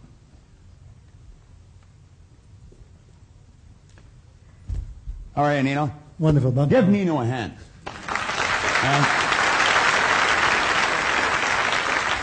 And if you're sitting in your office or sitting at home, I want you to meet one of the best managers I know. Thank you. And I mean that sincerely. And I'm not just saying that to flatter Nino. I'm saying that because of the results that I see his people get. Nino was kind enough to hire my son and daughter-in-law to go to work for them at the beginning of this year. And every month this year, they have earned somewhere between $20,000 and $45,000 a month. Now, you don't do that if you haven't got a real good manager drawing the best out of you. Management is the development of people. It's not the direction of things. So Nino's a very good friend of mine. Now, Nino, I want to ask you a couple of questions. I'm going to do something. What I'd like you to do is hold out your hand like this. All right? Now, I'm going to ask you to close your eyes. Now, I would like you to look at that. I want you to see what that is. I don't want anybody to say anything. I'm going to put it in Nino's hand. You just close your eyes, Nino. I'm going to put this in your hand, and I want you to feel it. Close your hand and feel it. Now, Nino, tell me what that is. It feels like a piece of metal. Well, move your fingers around it and tell me what kind of a metal. What would you use that for? I would imagine to open the door. To open a door. What do you call a piece of metal that opens the door? A key. This guy's a real ham, and he put him in front of a camera, and I'm telling you, he'll take it away. You guessed it right, Nino. you win one of our cassette tapes. That is a key. All right? Now, what happened there? Let's stop and think of what happened. Nino has sensory factors. He can hear, see, smell, taste, and touch. And when your sensory factor touch comes in contact with something, a light message is sent through a nerve passageway in your body. It strikes a group of cells in your brain. Those brain cells are activated, and the picture that's in the cells flash on the screen of the mind. So although Nino was not looking at this, which is a sensory factor, and it'll work that way too, he was touching the key, and that triggered the image on the screen of his mind. Now what I'm going to do, I am going to show something to Nino, and I'm going to ask him what it is. Nino, I would like you to tell me what that is. A pen. A what? Pen. A pen. You think it is? Yes. You don't know what it is, do you? You're guessing now, aren't you? Now, you weren't guessing when you told me what that is. No. But when I asked you what this little metal object was, you're guessing. Is that correct? Correct. Now, Nino, what you're really saying is, I had cells of recognition when I touched this, but when I look at this, I have no cells of recognition. Now, we're going to build cells of recognition in your brain. I'm going to tell you what this is, and I'm going to do something with it, and as I do that, instantly, in a millisecond, cells will be built in your brain. That, Nino, has a little plunger on it. Now, as I hit that plunger, something's going to come out of here. Do you see that? That is a toothpick, Nino. That's what your Aunt Marg gives you when you don't need anything, all right? Now, that is a toothpick. Now, that's no big deal, and you could miss the whole message here. But you see, Nino didn't know what that is. You know what he was saying? I don't have any cells of recognition in my brain. Now, when you go home, Nino, you can tell Rose that you built some brain cells this morning. She can love more of you. All right? You take more of her home. But that's exactly what that is. All right? And we just built some brain cells. Thank you very much. Thank you, Nino.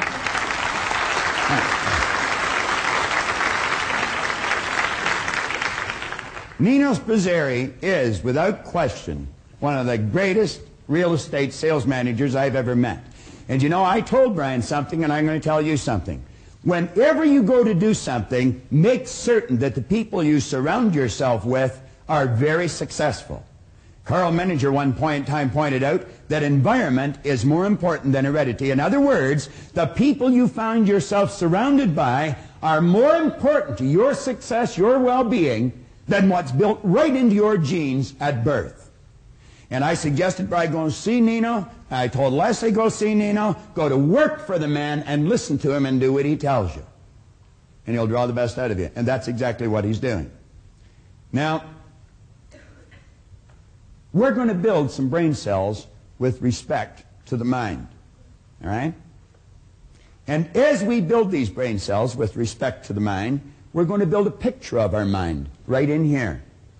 And then as we get that picture in here, we can start making headway and making some of the adjustments that John talked about in the proper use of the program. The points we just covered were simple, but vitally important. And one of the most important points of all was the fact that you and I must have an image of our mind. Without an image, we have confusion. So that's very, very important. Now, I would like to introduce you to someone who I wrote about in Born Rich, Heinz and Donna Dawes. They came to the seminar, and their circumstance was doom and gloom. We had bought this house in July of 1975 after being expropriated for the Pickering Airport fiasco north of the city. And almost every evening I would come home and I would be extremely negative, started to take out my frustrations on Donna because the mortgage payments and everything else was more than what we expected. And after you buy a home, you have to buy curtains and things like that. From 7:30, I believe, until 10:30 at night, I would probably say during those 3 hours my life changed totally.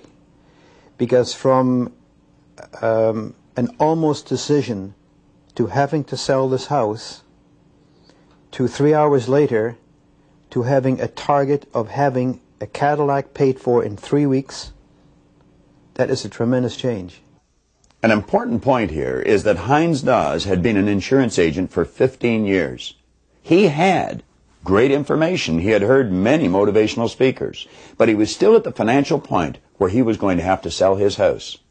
Heinz's problem was confusion. He did not have an image of his mind, and that's what made the difference. Unfortunately, a lot of those, if you want to call them motivational speakers, are geared on a very narrow, specific point. And yes, it may give you an immediate shot of adrenaline, but very quickly wears down, because you are not given the understanding of how it works. If I know how something works, as opposed to simply being told blindly as to how to do it, I have a different understanding. So that was the difference? Yes, the very easy, understandable way that Bob explains how the mind works, how you control the mind with your thoughts, and how the results are obtained. I got my Cadillac in 22 days after I made that promise to myself. Now I'd like you to come with me, and just the same as we were able to help Heinz and Donna and millions of others, I want to help you. Watch closely, and we will create an image of your mind that you can work with for the rest of this program, for the rest of your life. We were talking about building brain cells and developing an image and placing it in these cells for our mind. So what we will have then are cells of recognition. When we think of our mind, rather than drawing a blank or drawing on a picture of the brain, we actually have a workable image that we can start to use. Now, before we do that, let me mention something here about a gentleman I heard speak way back in the early 70s. I was fortunate enough to be on a program in Chicago at a Human Resource Congress with a gentleman named Frank Goebel. Frank Goebel had been an aerospace engineer. He was the president of an aerospace company. And one day he was working on his budget, and he realized that 65 cents out of every dollar revenue coming into that company was going back out of the company again to employees for either salaries or benefits. And he suddenly realized he knew virtually nothing about people. Here he was spending 65% of all the revenue on something he knew virtually nothing about. He said, I knew an awful lot about engineering, and I knew a fair amount about aerospace, but I knew very little about people. And so he said that he decided he would study some psychology, and fortunately for him, he ended up collaborating with Abraham Maslow. Now, Maslow made a breakthrough, the like of which is maybe only made every few thousand years. He had come to the conclusion that you and I have infinite potential. He's written a paper. He left aerospace engineering, and he went on to start the Thomas Jefferson Research Center out in Pasadena. In a paper called The Productive Person, Goebel wrote, by nature, you and I are alike. By practice, we get wide apart. There's the difference in our results again. Now, he said the difference between the most dissimilar characters, between the real achievers and the non-achievers, for example, seems to arise not so much from nature as from habit, custom, and education. He went on to quote William James, who concluded that we use a very small part of our real potential. And James said that most people live, whether physically, intellectually, or morally, in a very restricted circle of our potential being. We make use of a very small portion of our possible consciousness and of our soul's resources in general. Much like the person who out of their entire bodily organism would get into the habit of using and moving only their little finger. I want you to think for a moment, if you had a child and that child was laying perfectly still in its crib, and the only part of its body it was ever able to move was its little finger. I'm quite certain that you would probably beg, you would borrow, and if you had to, you would steal to find out what's wrong with that child. But isn't it strange that a human being can stop growing mentally at a very early age, and it can be virtually ignored? This is, without question, one of the most important subjects we can go to. I want to refer back to something Napoleon Hill wrote again that caught my attention when I first read the book. He pointed out in here, somewhere in your makeup, there lies sleeping the seed of achievement, which, if aroused and put into action, will carry you to heights such as you may have never hoped to attain. Do you know, as I think of this and as I read it now, I'm doing things today that 27 years ago, if anyone had suggested, I would have thought they were hallucinating.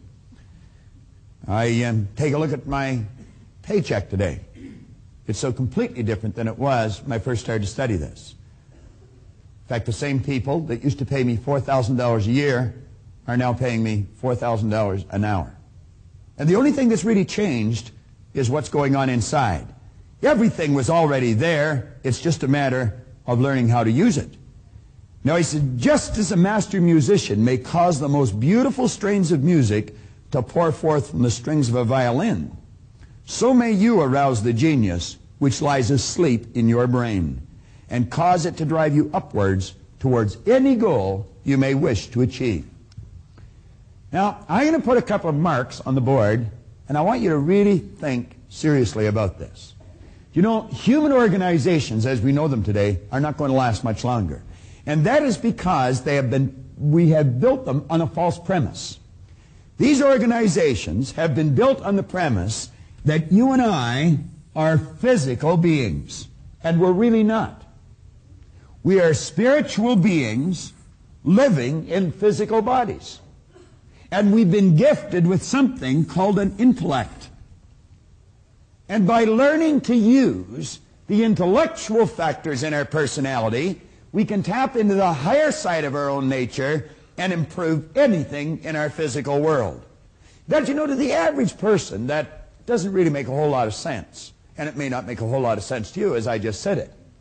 But you're going to find, as we go along with this, and as we keep working with this idea, it's going to make an awful lot of sense to you. Now, I have found, when we start to study ourselves, there's only 2 points of reference we can go to. One is science, and the other is theology. There doesn't seem to be anywhere else to go. I have found that there are only 6 basic religions. Now, I spent quite a bit of time living and working in California. I think there's something like 4,000 religions in California, but everybody starts their own out there because there's tax breaks, you see. So, but you're still going to find there's just 6 basic religions, and they all teach us essentially the same thing. They teach us that we are non-physical beings. They may use a different word, but the concept is the same. Do you know, it's a strange thing. Most people don't even know much about their own religion, and yet they say mine's right and all the rest are wrong, and they don't even know what the others are. I have found that every one of them has the truth in it. We are non-physical beings. See, the truth is something like the center of town. It really doesn't matter which side you approach it from. When you get there, you're in the same place. Now, the other area that we might want to look at is science. Science tells you your energy. As a matter of fact, a DuPont scientist many years ago said that the electrons and the atoms of your body contain a potential energy of more than 11 million kilowatt hours per pound. Do you know that there's enough potential energy locked up in that thing that you're sitting in that we call a body to light up this whole North American continent for nearly a week? And then you'll hear people say, I haven't got any energy. What a ridiculous statement. That's all we are, is a mass of energy. Do you know this thing you're living in vibrates? It glows. As a matter of fact, there is an aura of energy around your body. That is the cells leaving your body. Your body changes at the rate of about 50,000 cells per second. And as cells leave the body, new ones are created. And you know you can photograph the energy leaving the body. Semyon Kurlian, way back in the early 30s, perfected a form of photography where he could take and photograph mass, and the rays of energy coming from the body would penetrate the camera, penetrate the film, and you'd actually catch it on the film. And you'd photograph the density and the color of it. I would imagine you're very familiar with this, are you, honey? That's right. And you know, as the image in a person's mind changes, the vibration of their body changes, and the density and the color of this energy changes, and changes dramatically.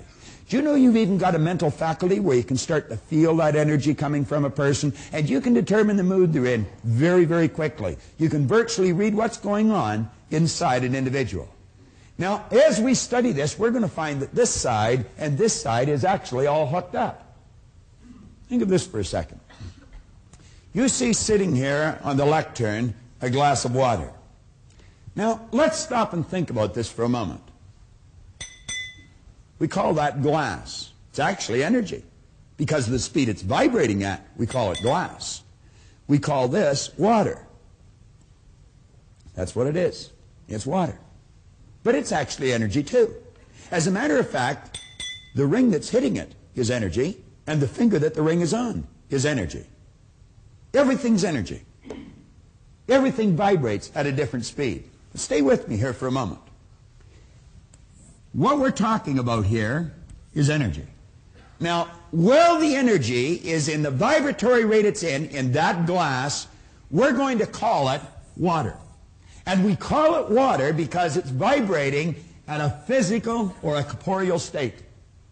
If you were to add heat to that energy that we call water, you wouldn't call it water anymore. Then you would change the terminology that you would use.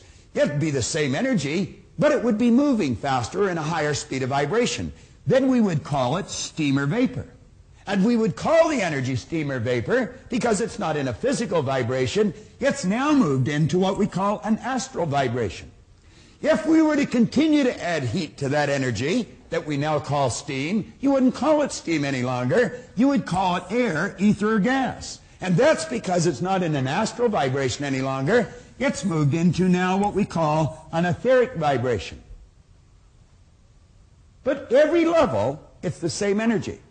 Now, as we take a look at this, we're going to let these lines represent levels of vibration, or, as we more commonly refer to them, as frequencies.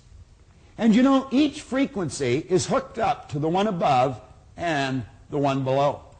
There's no line of demarcation where one stops and the other starts. See, every frequency, it's like the colors of a rainbow.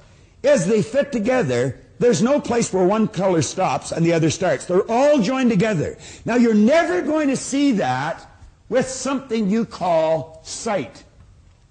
Sight is a physical sensory factor. You have to go to one of your higher faculties, and you develop this through understanding. You start to understand. So you see, the part of us that we cannot see and the part we can see is all the same. This is just the flip side of the coin of this. Spirit always manifests through its polar opposite. We have the ability right here to tap in to this great power that I choose to refer to as spirit, and we can tap in with an intellect, and we can cause this power to literally move into form, into something we call an idea. That idea must literally move into something we refer to as results. You see, both science and theology clearly indicate nothing is created or destroyed. The only thing you can do is cause it to change. Now, this particular program is about prosperity. And when we think of prosperity, money plays a very large role. But of course, so do relationships, and so does the health of our body. But let's go back and think about money for a moment.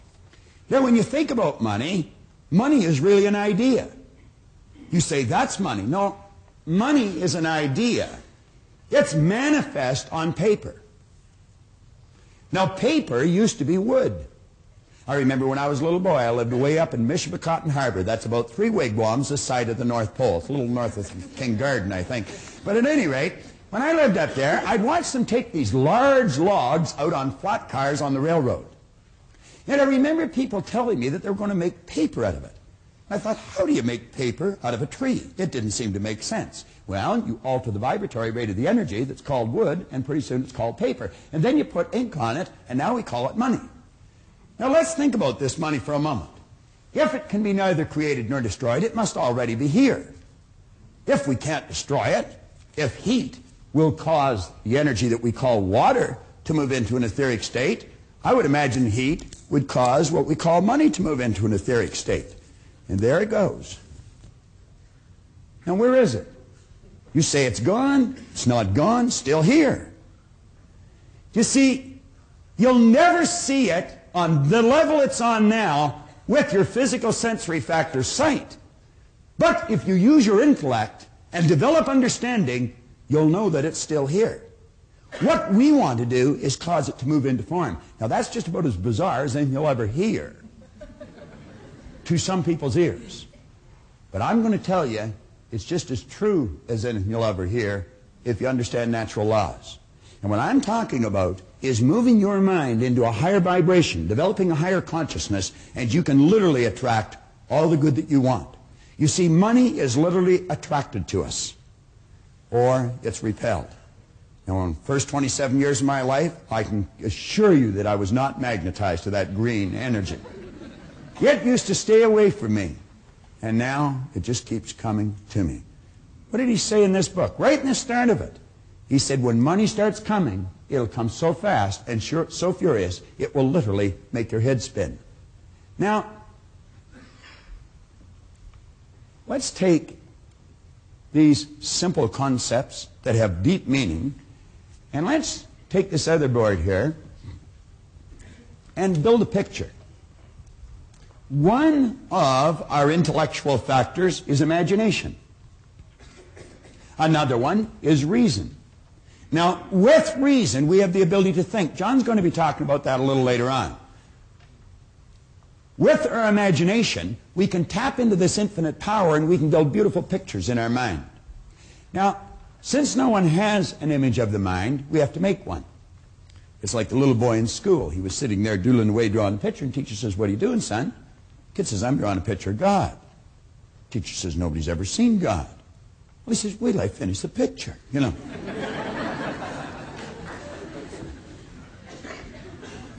I heard about a gentleman that was running a seminar in Vancouver, British Columbia. I was living and working in Chicago at the time. I, at the time, was prepared to go anywhere to try and find out why I changed. And Vancouver was not too far to go from Chicago. I always sort of laugh when I hear a person say, "Oh, if you hold one of these seminars in the east end of the city, I'll come, but I don't want to drive across the city.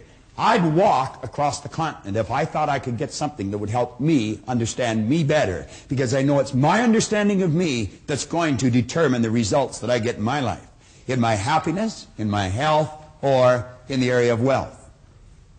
Well, I flew off out to Vancouver, and I had heard many speakers. I had read many books. I had a ton of information running around my head, but I couldn't get it to fit.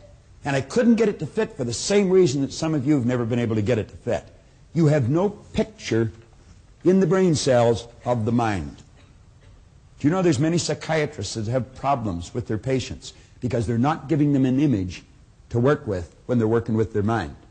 I have taught this idea to psychiatrists. I had a psychiatrist, Marty Cohen, out in Century City, California, tell me that he made more headway with a patient in 4 visits than he had previously made in 4 years. And the simple reason for it is he gave them order. He gave them a picture to start to work with. Well, as soon as this gentleman got up and started to speak, he was a great big gentleman by comparison to me. He and I looked like Laurel and Hardy when we worked together. But at any rate, the second he got up to speak, I knew this man knew what he was talking about. And I'm going to tell you, I listened carefully. I went over when he was finished and I asked him, I said, "Could I spend a couple of hours with you?" And I'll never forget him looking at his watch and telling me that he was sorry he didn't have a couple of hours. He had to go and catch a plane. Now, he said, "I'd love to spend some time with you," but he said, "I've got to catch a plane." And I said, "Well, I've got to catch a plane too. I don't mean right now." And I said, "Where are you going?" Or he said, "Where are you going?" And I said, "I'm going home." And he said, "Where do you live?" And I said, "Chicago." Well, he said, "What are you doing here?" I said, "Well, I come out to hear you speak." He said, "That's a long way." And I said, "Not for what I got." And so at any rate, I think he was impressed that I had traveled so far. He got his calendar out and I got mine out. And he told me he was going to be in Toronto in a couple of weeks. I said, "Well, Toronto's only an hour from Chicago. It's just up and down. I'll come over if you'll meet with me." Well, the two of us sat down in the Skyline Hotel. And I'm going to tell you, Leland Bell Van de Waal taught me as much in 2 hours. Well, I should say 2 days. No, it wasn't. It was 2 hours. We just spent a couple of days together. But everything fell into place in just a couple of hours. He taught me more in 2 hours than I had learned in 9 years, studying faithfully every day. And he proceeded to tell me, he said, "Listen, Bob," he said, "there's a difference between hearing and listening." He said, "You hear with your ears, you listen with your emotions." Now, he said, as you sit here, he said, your mind could take a trip, but your body would stay right in front of me. Now, he said, you'd hear every word I'm saying, But he said, you may not necessarily be listening. He said, if you're going to learn, you're going to have to listen. And you listen with your emotions. You've got to keep your mind with your body. No trips. Now, I said, if you do that, odds are pretty good you'll learn. And he says, there's a vast difference between learning and gathering information. He said, you see, all the way through school, we were encouraged to read, remember, and repeat. Read, remember, and repeat. And if you were able to do that fairly well, you were given the mortarboard of the sheepskin. And they said you had learned. Doesn't necessarily mean you've learned anything at all. You might have learned how to develop your memory, but that might have been the end of it. Now, I'm not saying no one learns doing that. Some do. But he said learning is not gathering information. Learning is when you consciously entertain an idea, you get emotionally involved in the idea, you step out and act on the idea, and you improve the results in some area of your life. Now, he said, this is the name of the game, Bob. He says it's results. Pretty good teacher a long time ago said, by their fruits you'll know them. In other words, you can always tell a person's level of awareness by the results they're getting. If the results aren't there, they have no one to blame but themselves. For 27 years, I blamed everybody. I blamed my parents. I blamed my brother, my sister. I blamed my employers. I blamed the commanding officers I had in the Navy. It was never me, always them. They weren't doing enough for me. They weren't doing it right. The truth was, I wasn't facing up to the truth about me. I was never studying. I didn't know anything about myself. And as a result, the results indicated it. I was unhappy, sick, and broke. Now, he said, Bob, you're going to have to alter some ideas in your mind. But he said, to do that, you're going to have a picture to work with. And he told me about a doctor in San Antonio, Texas, Dr. Truman Fleet. He started the concept therapy movement. He said he attempted to teach the healing arts, and he ran into a problem. He said the medical profession that he was a part of were treating symptoms or effects. They were not treating causes. And he said, if you're ever going to enjoy health, you must treat the whole person. Now, that's called holistic healing. How many of you are familiar with holistic healing? Quite a few. Well, that's where you heal the whole person. You see, you're a triune being. You live simultaneously on 3 planes of understanding. Every one of us are the same. Every one of us. The difference is in our results, but the same here. And that's where it all starts. And that's what we want to understand. When we walk into that office where the broadloom is up to our cheeks and there's a great big oak desk and a battery of secretaries, that person is not that much better than you are. I don't care how big their car is, how much money they've got in the bank. I don't care how pretty they are. They're no better than you, and they're no better than me. See, our problem is we have been living strictly with our sensory factors and never with our higher level of understanding. If a person's skin is a different color, we say they're different. If a person lives on the other side of an imaginary line, we say they're different. If a person speaks a different language, we say they're different. If a person is a different sex, we say they're different. Are they? No. They appear different to our sight. But when we develop a higher understanding, we're going to find out that we're all the same. And when we start to grasp that, then we can start to take action on the results we want. As we see a person getting better results, we can watch and see how they're getting them, and then we can do what they're doing. Napoleon Hill says it pays to know how to buy knowledge. I'm going to tell you the best money you have ever invested is in this seminar. And I'm not saying that because I'm selling it or I'm doing it. And I'm not saying that because John's selling it or John's doing it. I'm not saying that at all. I'm saying that because I've studied thousands of seminars, and what we've done is take the very best out of them all and put them in this. When this was introduced to you early this morning, this was advertised as the most effective personal development seminar in the world today. It is, so far as I know. And I'm going to tell you, I've been to a lot of them. And it is because we give you a picture and then we show you how to change things. Well, Dr. Fleet said if we're going to see health, we're going to have to give a person an image of the other side of their personality. And he said, since no one's ever seen the mind, I'm going to make a picture of the mind. Now, he said, let this represent the mind. Then he said, let this represent the thing that we've given all of our attention to now, up till now, the body. And he says it's this thing here that moves into action and causes the results that we get. If we're going to change what we do, or if we're going to change our behavior, we're definitely going to have to change what's going on in here. If we're going to change what's going on in here, we're going to have to understand how it functions. And as he pointed out, there are 2 sections to the mind, joined together, but different in their method of operation. And he referred to this as the conscious mind and this as the subconscious mind. Now, if you look on page 6 of your action planner, you'll see that drawing. The day Leland Bell van der Waal drew that on the opposite side of a placemat in the coffee shop of the Skyline Hotel on Dixon Road in Toronto, Ontario, Canada, I'm going to tell you my life changed. I've put that drawing on the board thousands and thousands of times, and periodically when I do, I hear people snicker. But I'm going to tell you, if they stick around, they don't snicker for long.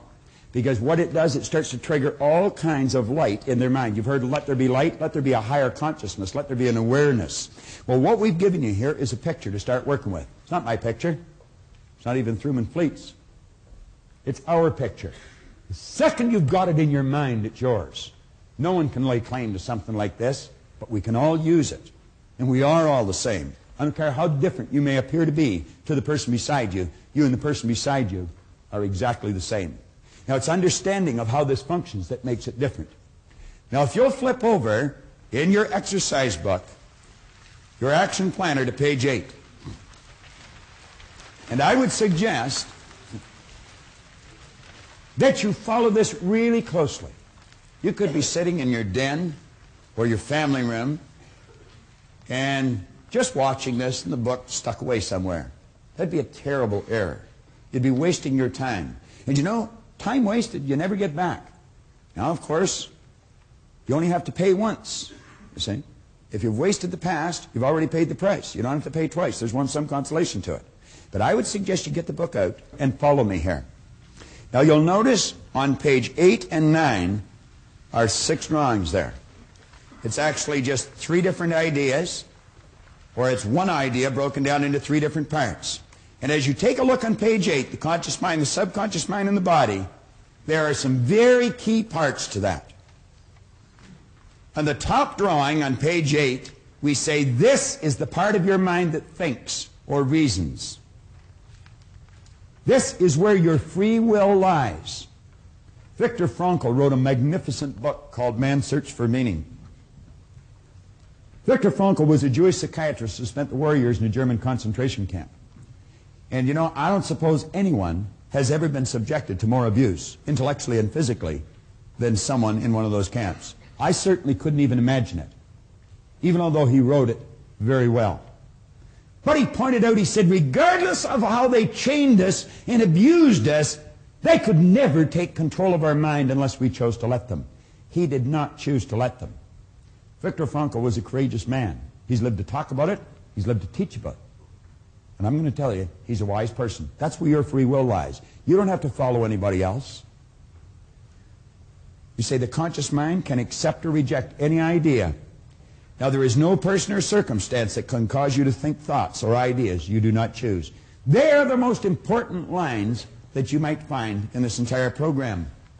Now, what I'm going to do is run over a few ideas, and as I do with each part, on page 9, jot some of them down. Not what I say, but what it means to you. Now, let's understand this right away. What I say, or what John says in this seminar, is not that important. What you see us put on the board is not that important. The different little props that we may use, they're not that important. What's important is what you think as a result of something we may say or you may see on the board. That's what's important. There's something you want, and there might be one idea that we fire out that'll just trigger something in your mind, and away you go. And you can do anything you want. I was talking to Raymond Aaron here early this morning. He's got a millionaires club, and there's many of you in the audience, and I want to congratulate you. I think it's a great idea. He's teaching people how to become millionaires. I watch a lot of people laugh when they say, what? He's already made 100 people have developed a net worth of at least $1 million just through one person's teaching. It's incredible, isn't it? It really is. That's not a crazy idea at all. You want to be a millionaire? You can be a millionaire. If you want to start your own business, you can start your own business. You can do anything you want. But clearly understand this. If you don't know how this works, you haven't got a snowball's chance in that hot place of doing it. We're just about to the end of this first tape. There's been some very important material covered. It's vitally important that you go back and you read through this book. Possibly even watch the entire tape again before going on to the next tape. Read from page 5 to page 8. Cover your own notes and pay particular attention to page 8 before you go to the second tape. Please understand this. This program will be of little value if you have not established a goal, something you really want, that you're emotionally involved in, that you're working towards. Possibly to help you, before we go to the second tape, we'll take you on a little tour down through some tropical island. Holding on to the key, ready to unlock your destiny. Oh, rich, rich, rich.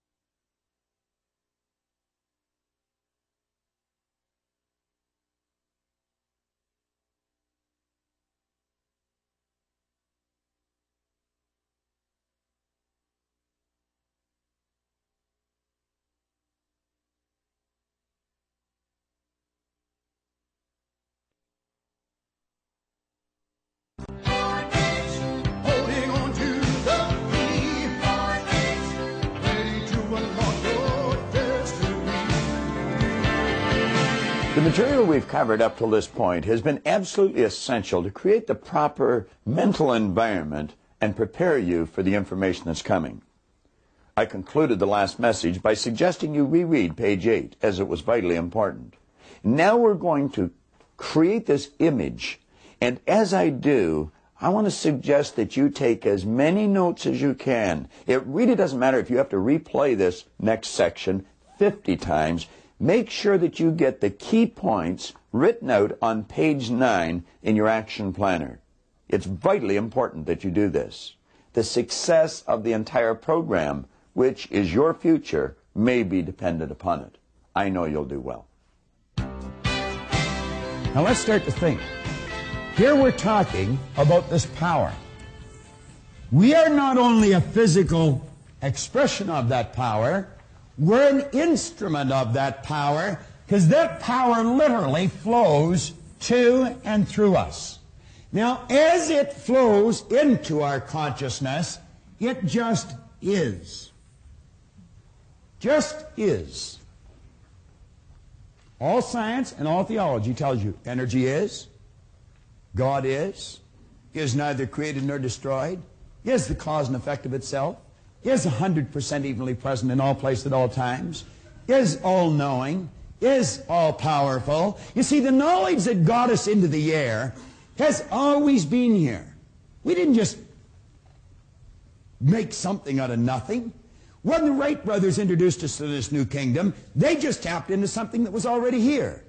The fax machine that you use today. You can take a slip of paper, feed it into a machine, and thousands of miles away, simultaneously, it's coming out of somebody else's machine. And it's all done just through passing something through the medium of the molecule, the no thing. We've always been able to do that. We've just become aware of how to do it.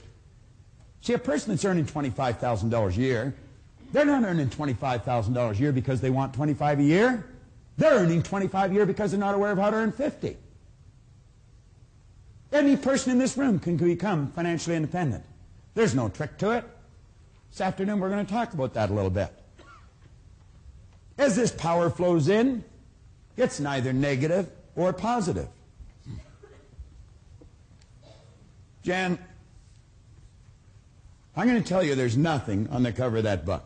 Am I right or wrong? I'm wrong. Do you want to stand up for a second, Jan?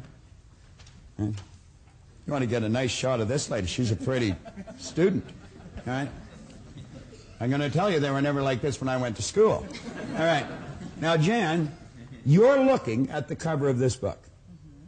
And I'm telling you there's nothing there, but in your mind, your eyes are telling you there is something there. Is that correct? That's correct. Let's let the camera have a shot of this. You see, there is print on the cover of this book. It says, Think and Grow Rich. And that's what Jan is looking at. And when I tell her there's nothing there, she is bound to tell me I'm wrong. Now, Jan, let's look at the other side of the book. I'm going to tell you there's nothing on the book. What do you say now? Now I'm right. You're right. Now I'm right.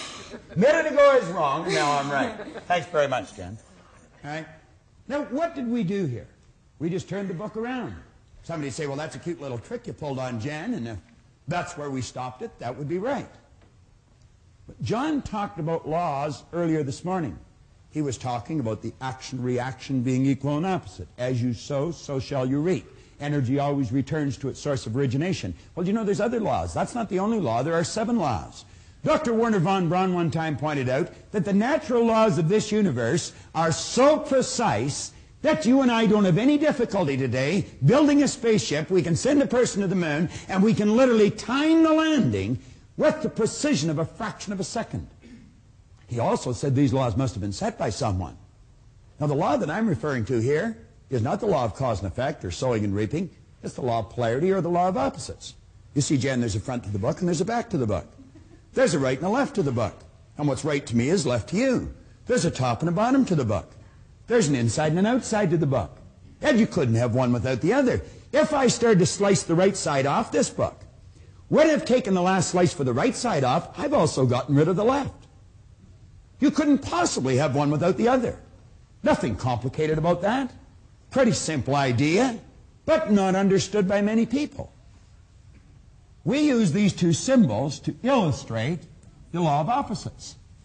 And you know, as this power flows into us, we can make out of it anything we choose. You can sit there, this is the intellectual mind, activate your higher faculties. I'm not talking here about your sensory factors, I'm talking about your higher faculties. You can exercise them, and you can literally create the start of anything because you are creative. You're a creative being. Do you know it's these faculties that separate you from your pets?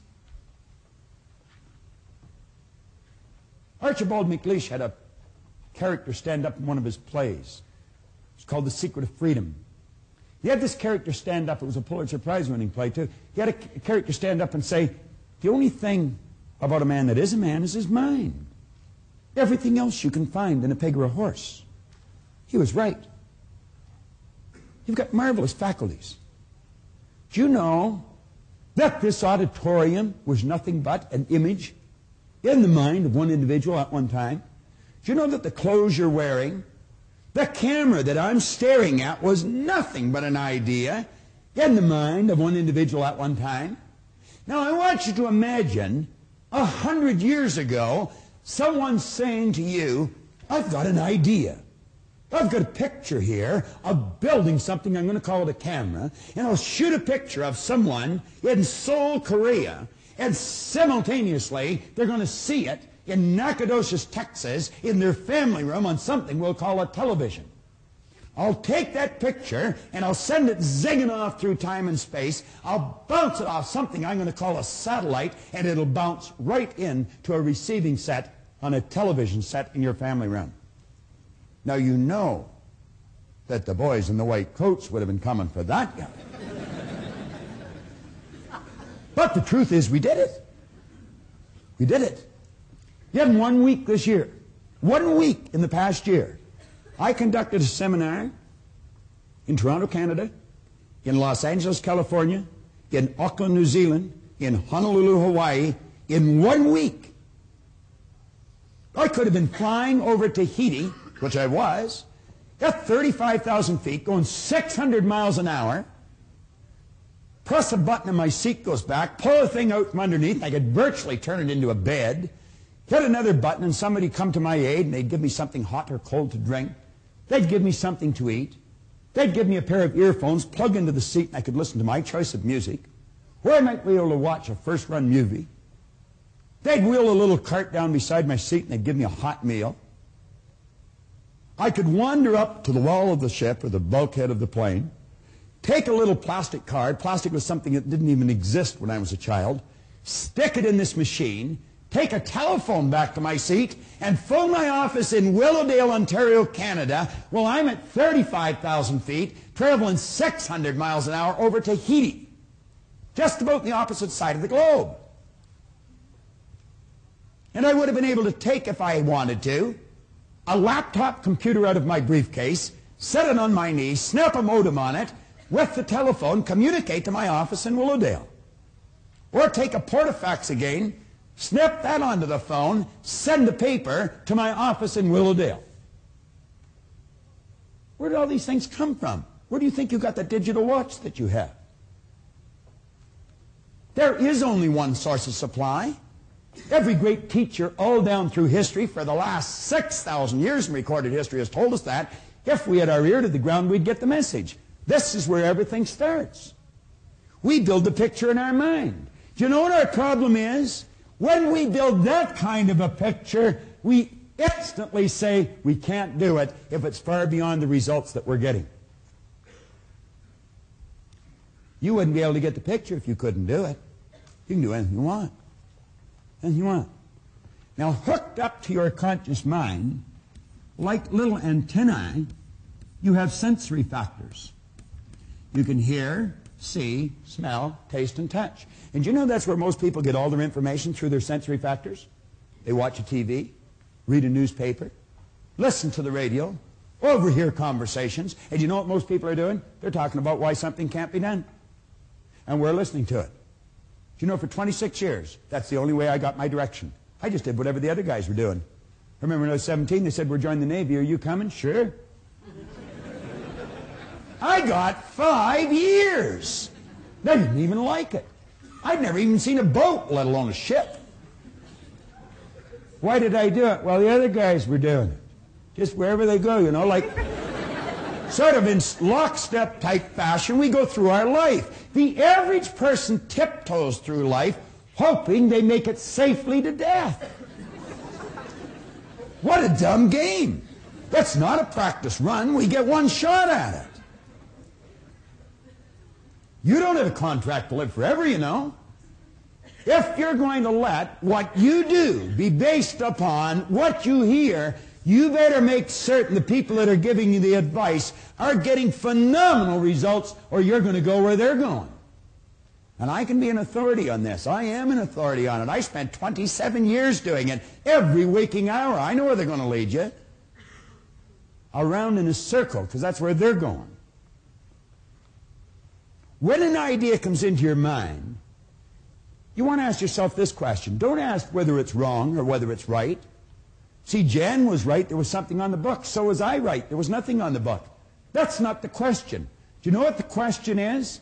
Will that idea take me from where I am and move me in the direction of the star that I'm shooting at? Will it help me reach my goal? If it won't, I guarantee you it's going to take you in the other direction, because you're not going to stay where you are. That is certain. That comfort zone is a dangerous place to be. It's like Rigg said, it may be comfortable, but it's a bad spot. You have the ability, when someone gives you a suggestion that takes you in a direction other than where you want to go, you have the ability to consciously and mentally just reject that idea. And then you can go ahead and originate whatever idea you want. Now, as long as an idea is in your conscious mind, it'll have absolutely no effect on your physical body or what you're doing. No effect at all. It's when you take that idea and you turn it over to this part of our mind we refer to as the subconscious. It could be called universal intelligence. It's called by many different names. Superconscious. There's about 150 some names you can put on here. The early Greeks referred to this part of our personality as the heart. You see, they pointed out that as you think in your heart, so are you. Do you know that side of your personality has no ability to reject an idea? Absolutely none. Whatever idea comes in and goes in here instantly is manifest in that physical body of yours. Now, you get ideas from outside, we instantly let them come in here and we act on them. I want you to take your hand and hold it up like that for a moment. Take your hand and hold it up like that. Now, put it here in your chin for a second. Will you do that? Where's your chin?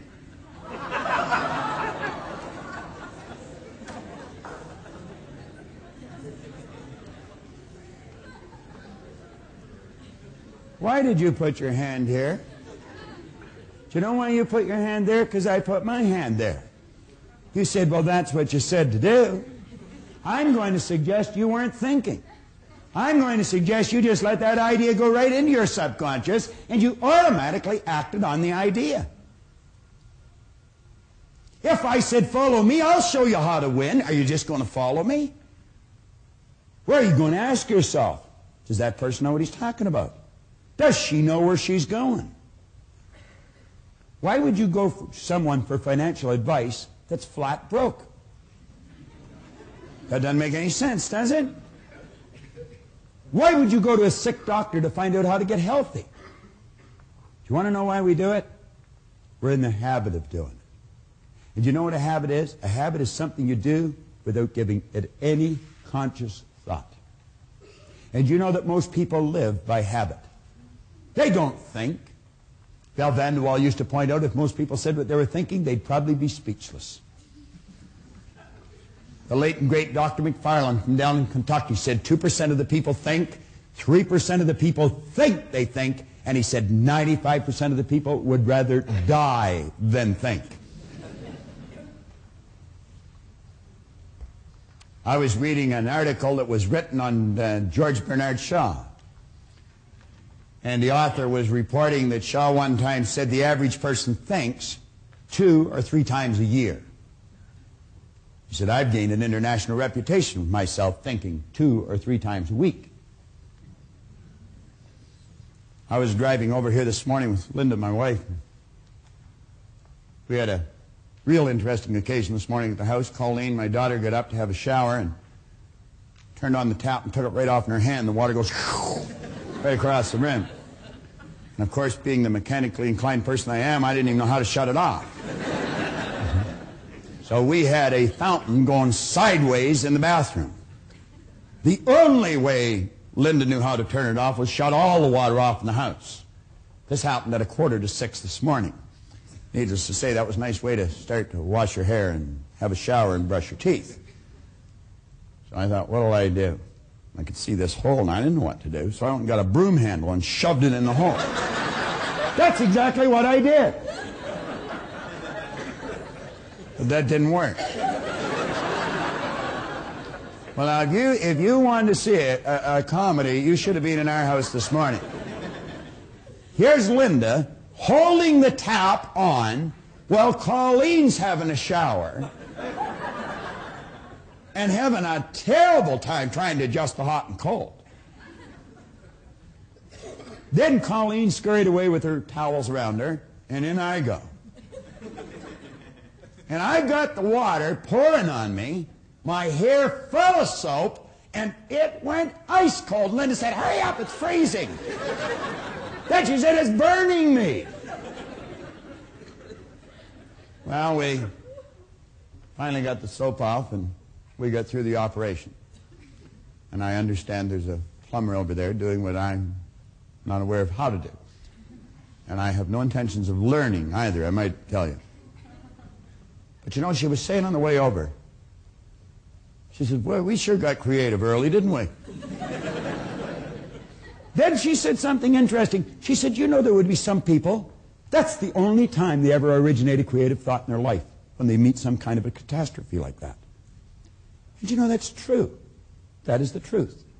That's the only time, when their back is right against the wall, that they'll think of something different. What's a different way to do what you do? What's a better way to do what you do? What's a different way to strengthen your relationships? What's a better way to improve your income? Do you know if you're still running your company the way you were running it 5 years ago, you're going out of business? That's true. You've got to do it different. And by that I mean you've got to do it better. You've got to become more effective. You see, we live in a fast-changing world. This isn't the 50s any longer. You've got to run to keep up today.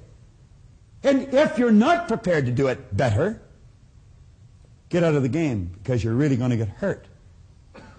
But any one of us can. And I don't care what's happened in the past. You might have been losing right up to this moment, but there's no point from this moment on doing it. You see, I blew it until I was 26, but as Ray said to me, you've already paid for that. You don't have to pay twice. Start to think. And he says, if you choose an idea and you place it in here, instantly and automatically, you move this thing called a body, which is nothing but a mass of energy, into a new vibration. That causes it to act different. You see, the action is caused by the vibration. If you're entertaining a negative idea, and this is the emotional mind, by the way, and you let yourself get emotionally involved in the negative idea, you instantly move your body into a negative vibration. There can be no intelligent action come from a negative vibration, ever. If energy is in a negative vibration, it must move into negative form. Science will tell you one of the first laws of energy is that energy is forever moving into form. And you know what religion calls this? They call it prayer. Prayer is the movement that takes place between spirit and form, with and through an individual. Do you know most people are praying for what they don't want? They're talking about what they do want. They treat God as some cosmic bell captain that's just going to run because they spoke. But it's not the way they think. They wish positive and think negative. If you're in a negative vibration, as John will show you tomorrow, the only thing you can attract to you is something negative. How do you change? Well, one good way is consciously pick the people you associate with. Pick with people who are winning. Go mix with them. do what they do. You're going to find that some of your family, some of your relatives, some of your friends, people that you love, are in a negative vibration. That doesn't mean you divorce yourself from them. Just don't go as often and don't stay as long. Makes good sense. I had a good friend of mine a number of years ago, Harold Brennan. He's still a good friend of mine. Harold one time said, if you don't want to catch fleas, you don't sleep with the dog. Not bad advice. Now, let's just change gears here a bit. You come up to a person and you say, "Hi, how are you today?" You never hear a person say, "Oh, I am consciously aware that I'm in a negative vibration." I've never heard anybody say that. You know what you will hear people say? "I don't feel that good." What do they mean? Well, we invented words to describe situations. Feeling is a word we invented to describe our conscious awareness of the vibration we're in. When a person says, "I don't feel very good," what they're saying is, "I'm consciously aware that I'm in a negative vibration." Now, because of their ignorance, and I mean that, unfortunately we use the word ignorant more often than not when we should be using the word rude. Not everyone's rude, but everyone's ignorant. We just don't know some things. But because of their ignorance, they don't know that they're causing themselves to feel bad. So they'll say, "She really makes me mad. He really upset me. Oh, I'm glad you weren't there. It just made me sick." It can't make you sick. He can't make you angry. She can't upset you. You've got to do it to yourself. Boy, that's a heavy load, isn't it? I am responsible for how I feel, and you haven't got anything to do with it. I'd say, "Hell, I don't want to play that game." Fine, lose. You see, it's like Wayne Dyer said, if you think other people are the cause of your problem, you're going to have to send the rest of the world to the psychiatrist for you to get better. Now, you know how successful you're going to be trying to pull a deal like that off. Let's become aware when we're not feeling good, when we're not doing the things that give us the results we want, we are emotionally involved with a destructive concept that we put in here ourselves. Let's consciously and deliberately build a positive idea, get emotionally involved with the positive idea, and simultaneously we move into a positive vibration. Everything changes. That takes some mental strength. How do you develop? I'll tell you exactly how to develop it. Sit and watch the tape that you're watching every day for a month. Every day for a month. You say, "Well, I don't have to watch it every day for a month." No, you don't. You only have to until you want to, and then you don't have to any longer. It's that simple. But I'll tell you this, you hear it over and over and over and over and over and over and over again, and one day, bang, something's going to happen inside, and you're going to realize when you say that she upset me, that she didn't do it at all. You did it. And you know what you're going to do that day? Change it. And you'll never again go through life thinking other people upset you. And if periodically you let somebody else stick a negative idea in your subconscious mind, you can instantly correct your direction, because at least you know where the problem lies. Is that basic? Yeah, I think it is. I think it is. Now follow me closely here.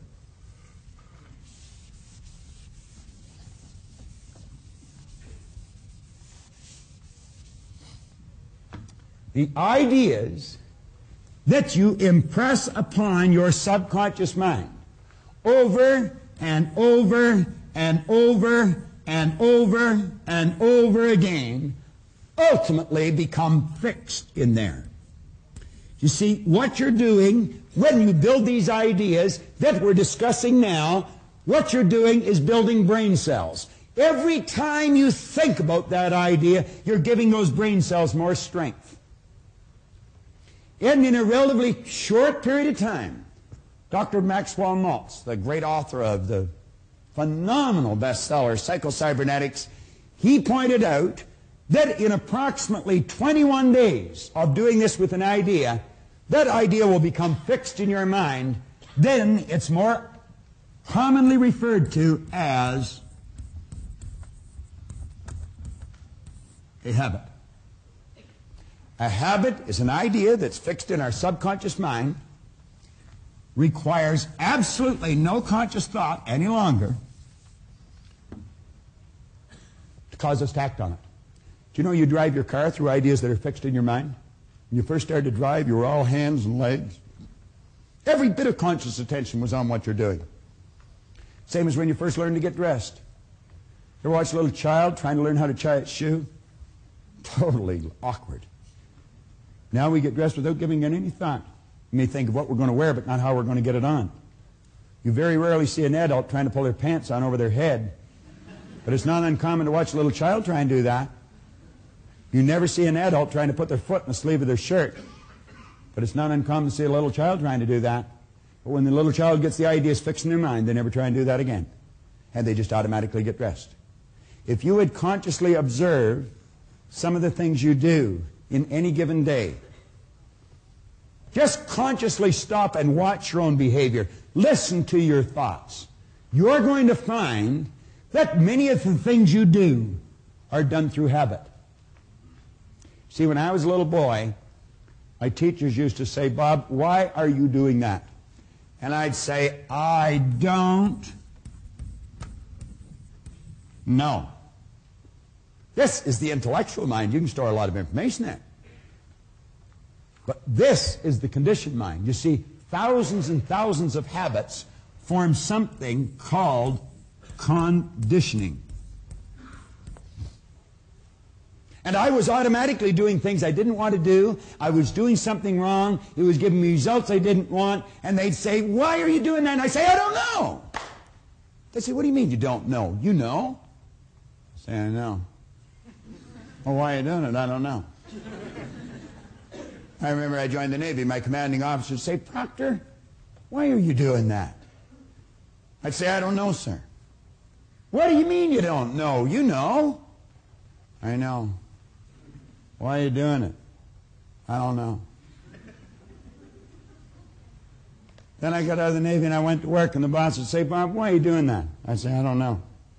He'd say, "What do you know? What do you mean? You know how to do better." "I know." "Why don't you do it?" "I don't know." Then I get married. My wife say, "Why are you doing that?" I say, "Never mind." It's amazing how bold you get at times. I got to hate the word why. I didn't know why I was doing things that I didn't want to do, giving me results I didn't want to get. I didn't know how my mind operated. I didn't know I had all those ideas fixed in there. And I'll tell you something else I didn't know. I didn't know how to change it. I did not know how to change it. Why did I have a poor attitude? Because I had so many negative ideas fixed in here. And you see, it's what's in here that controls the vibration. And conscious awareness of the vibration is called feeling. And I never felt very good. Sometimes I felt lower than others. You'll see people that are totally depressed. You know what depression is? Depression is anger turned inwards. They get angry at someone else and they suppress it. They pack it into their subconscious until it all becomes fixed. And they stay in a terrible vibration. Why do you think people get ill? Do you think disease is a normal vibration for a body to be in? Not at all. Ignorance is the cause of disease. We're told to know the truth would set us free. There's only one thing to be set free from, my friend, and that's ignorance. Now, I want you to stop and think of just how you behave. I want you to stop and think of some of the things that you could do that would improve the quality of your life just like that. Every one of us know how to do things better than we're doing. Our problem has been we don't know why we're not doing them. See, you know that when you leave home, if you go over and say, "You know, honey, I really love you," and give them a little hug and kiss, you feel better when you leave. You also know when you go out and slam the door that you feel bad for a long time after, and so do the people that you slammed the door on. We know, but sometimes we still slam the door. Do you know if that's the only thing you changed? If that was the only habit you changed, the quality of that relationship would improve. I have watched salespeople multiply their effectiveness just by forming the habit of being like this at 9 a.m. in the morning. This is called personal contact, and it's the key to success. Some people are not in front of a prospect until noon. You'll never get up at the crack of noon and win. At least if you can, I'd like you to tell me about it. The rest of this program is built around that basic concept and this basic concept here. But understand this. You've got the mental faculties. You've certainly got the power. The power's always with you. It's always flowing to and through you. It's just a matter of learning how to direct it.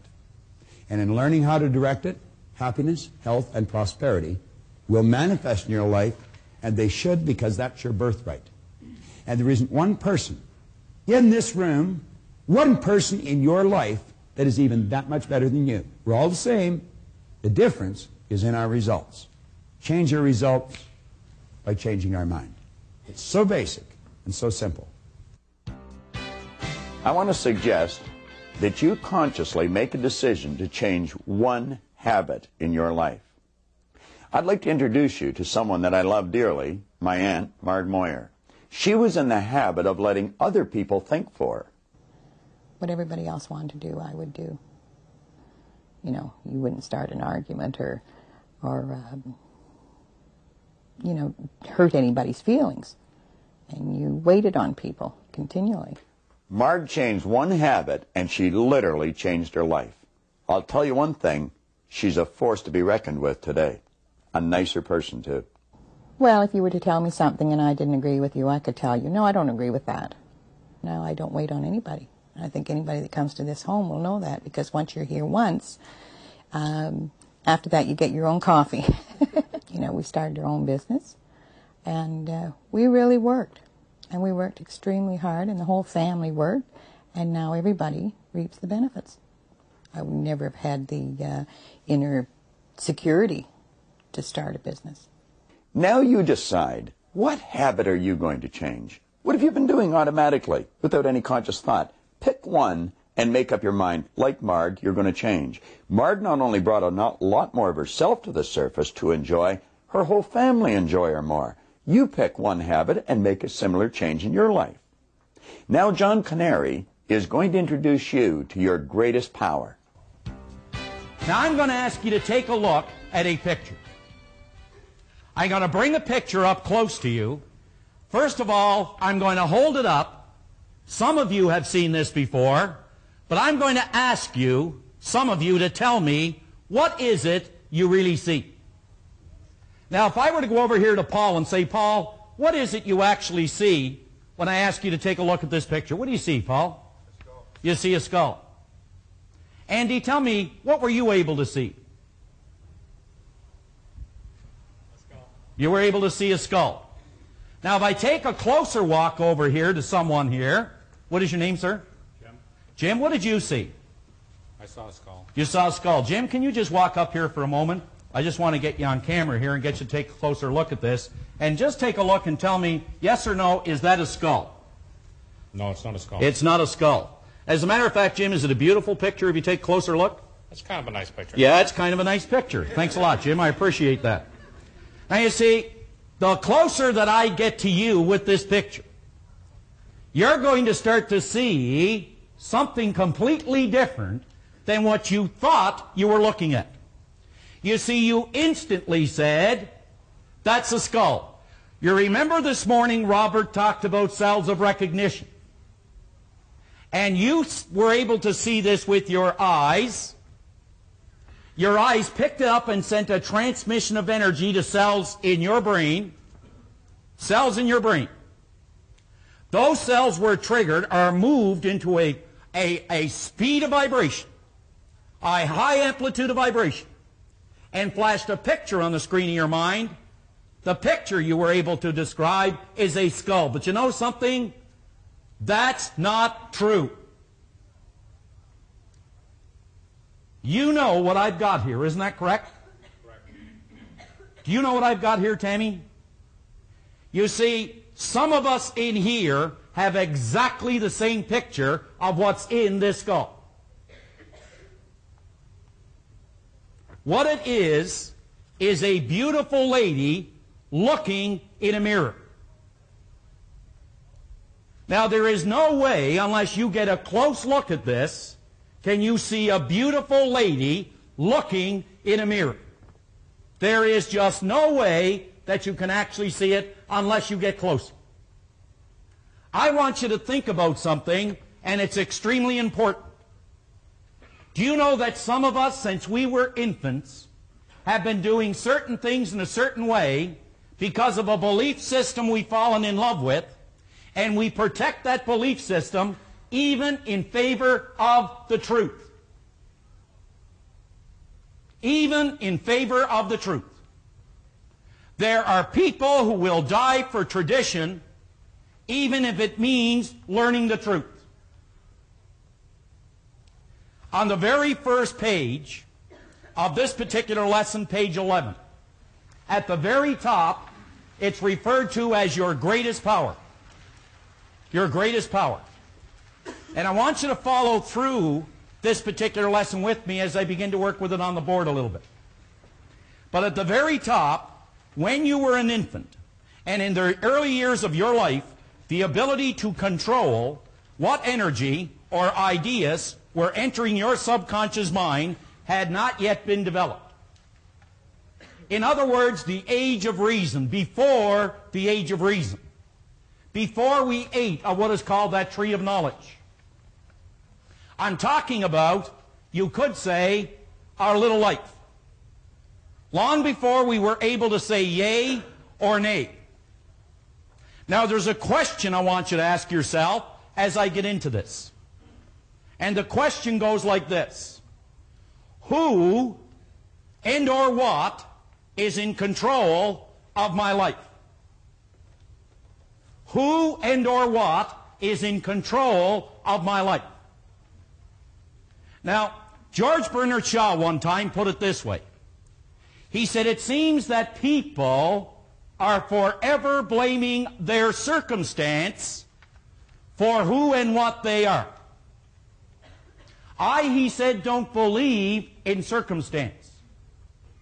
The people who get on in this world, who come up with the results, are the people who look for the circumstance they want, and if they can't find them, then they go back and they make them. Then they go back and they make them. So let's just maybe take a look at how we learn some of the things we've learned. First of all, let's understand that we are all a confluence of a genetic structure. You could say that our genetic structure makes up a lot of what we believe and a lot of what we are, but not near as important as our environment. Now, one time Earl Nightingale made a statement that went like this. He said, all kinds of studies have been made regarding motivation. What is it, he said, that motivates us to do the things we do, to achieve the things we achieve? And he said, well, there's no pat answer to so large and complicated a question. He said, we believe that the overriding force that motivates people is due to choice of environment. Now, he said, some people make this choice consciously, but a great majority of people make this choice unconsciously as a result of environmental condition. Now, let's just go back into our little life for a moment. A very simple little exercise, but yet you see, even though we know it, it doesn't mean we are actually implementing the understanding of it. And you could say there is our outside world that has the predominant influence in the life of a child and what that child becomes. Now think about it. Here is a child who was born in absolute perfection. Maybe not physically speaking, but from a spiritual point of view, this child was born absolutely perfect. And in the beginning, they have the ability to think, they have the ability to reason, they have all the intellectual factors somewhere resonant within their mind, but they're not yet developed. Consequently, their mind is wide open for any idea that is going to come down the tube. Let me give you a good example of that.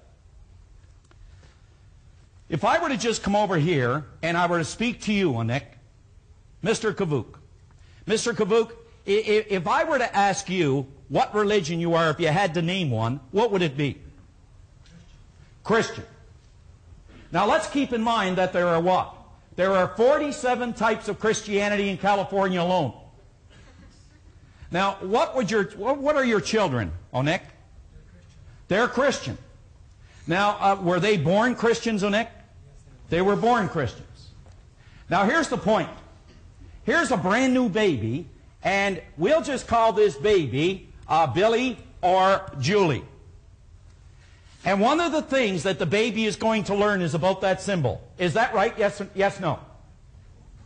The baby is going to learn something about that symbol, just as Onek was just telling me. That's an idea that the baby is going to learn. But let's understand how the baby learns to begin with. How many people have a young baby? How many? All right. What's the baby's name? Rebecca. What is it? Rebecca. How old is the baby? 11 months. Now, Rebecca's being spoon-fed by now. Is that correct, Ed? Yes. Yeah, Rebecca's being spoon-fed. Now, here's what happened. Now, when you first got Rebecca, did you say, your name is Rebecca and don't you ever forget it? Is that what happened the first day you brought her home? Okay? Now, isn't it true that if you notice Rebecca, that at a certain point in her life there, I don't know how many weeks it was, but there's a hand. She's looking at this hand she's holding up. And she's wondering, what is this? They start to examine this hand. They're wondering, what is that? It takes them a while to find out that it belongs to them because they take it and they bite it, and then they know it belongs to them. And they take the same thing with their foot, and they're wondering, where did this come from?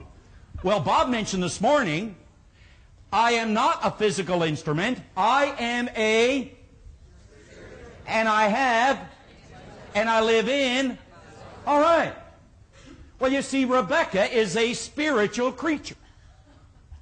And Rebecca, for the most part, is going to learn about Rebecca from the people by whom she is surrounded in her outside world. That's how Rebecca is going to learn. But do you know there's a certain point in Rebecca's life, and it could be now, could be later, but there's a day that Rebecca is going to go through some introspection, and this is what Rebecca is going to say silently in her heart of hearts. There's a little thing written by Adele Davis, and it goes like this. Who is this person called I? How many times maybe have you been blue? How many times have you been blue and maybe looked at a friend and said, hey gosh, I wish I were you? Or how many times have you attempted to change, say, your whole life's pattern and to rearrange? Rebecca doesn't know. She doesn't know why she feels the way she feels. Well, you see, this is the way that Rebecca started to learn. If we were to just take and say Rebecca is going to learn to eat off the spoon, this is what will happen. Mom will take a spoon. Rebecca's mind is wide open. She's crying for the food. And Mom will take the spoon. She'll start to go like this. Come on, honey. Open your mouth now. Open it wide. Open up, Rebecca. But Rebecca doesn't open up. That's why she has food all over her. She's got it all over the clothes. But Mom continues to go, open wide, honey. And eventually little Rebecca starts to do what? She starts to emulate who? Mom. And she starts to open her mouth, in goes the spoon. She identifies now. There's been an idea or there's been an image fixed in little Rebecca's mind. Do you know this is going to continue as Rebecca begins to grow up? I'm going to say things to her like, you're just like your father. You make me so angry. And all these ideas now are being impregnated or are being impressed in this little girl's mind to the point where they make up the concept, the belief system, or the idea, or what Rebecca comes to believe is true about her world that she lives in. What happens when Rebecca starts to eat of this tree of knowledge where she develops the ability to reason, the ability to choose. Do you know, now that Rebecca can think, let's not make the mistake of believing that because she can think, that she is actually thinking. As Dr. Ken McFarland said, Bob was referring to, 2% of the people think, 3% of the people think they think, 95% of the people would rather die than think. Rebecca is not necessarily thinking. Let me give you a good example. What is it that's causing Rebecca to do the things that she's doing? We know it's got to be the conditioned mind. Good, bad, or indifferent, it is the ideas that have been impregnated in her subconscious or her conditioned mind. Let me give you a good example. One day Rebecca is going out and she's doing a little bit of shopping with Mom. And they get in this car and they start down the street. And Rebecca leans into the front seat. Now remember, she now has the ability to reason. But it doesn't mean she is. She is a product, to a large extent, of her environment. And she leans in the front seat and she says, Mommy, where are all those dumb bastards today? Well, Mom's got all the wisdom. Mom is thinking, you see, she grabs the steering wheel, thinks about it, says, oh, honey, you just relax. Because they only come out when your father is driving.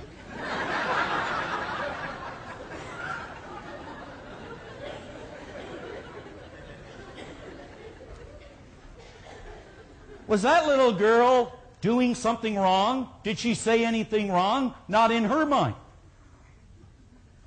But you see, the day that Mom begins to explain it to her will give her cause to think or give her cause to reason. It is then and only then that she can change the information that has been handed over to the conditioned mind.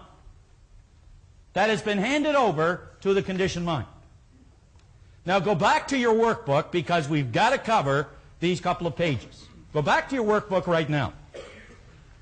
Go down a little further where James Allen made a great quote. He said, as a man thinketh in his heart, so is he. Was he talking about the physical pump here?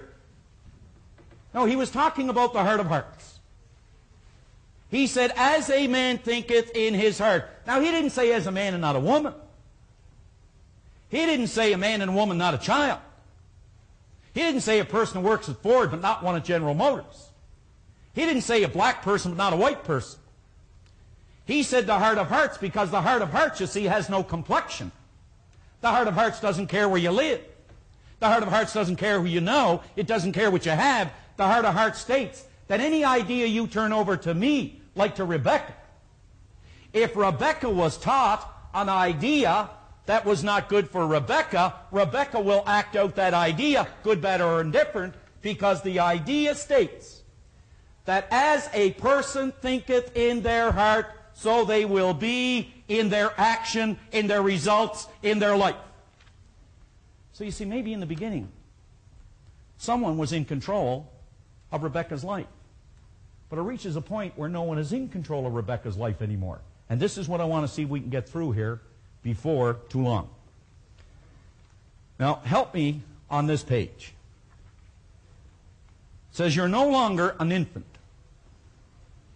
You do have control over what enters your subconscious mind. Whether you're exercising that control or not exercising it is another subject. You know, a mother got up one morning, she yelled up the stairs, she said, son, get ready, we're going, you got to get going to school. He yelled down, I'm not going. You have to. Give me 2 good reasons why I should. Well, she said, the first one is you're 40 and the second one is you're the principal. So we're no longer an infant. Go along here with me again if you will. You can control what enters your subconscious mind, and furthermore, you definitely have the God-given ability to change the old conditioning. You know, I don't think there is anything greater that you can learn about you than that statement. You see, your present conditioning is your personal life, what you have, what you believe you are. It is your family life, and it is your business life. It is your income. It is everything about you. That is a reflection of your own conditioning. I remember one time I put on a particular tape by a guy named Earl Nightingale. And Nightingale said this. It was probably one of the better things I've ever heard. Nightingale said that your world and everything in it is a reflection of your own mental attitude toward yourself.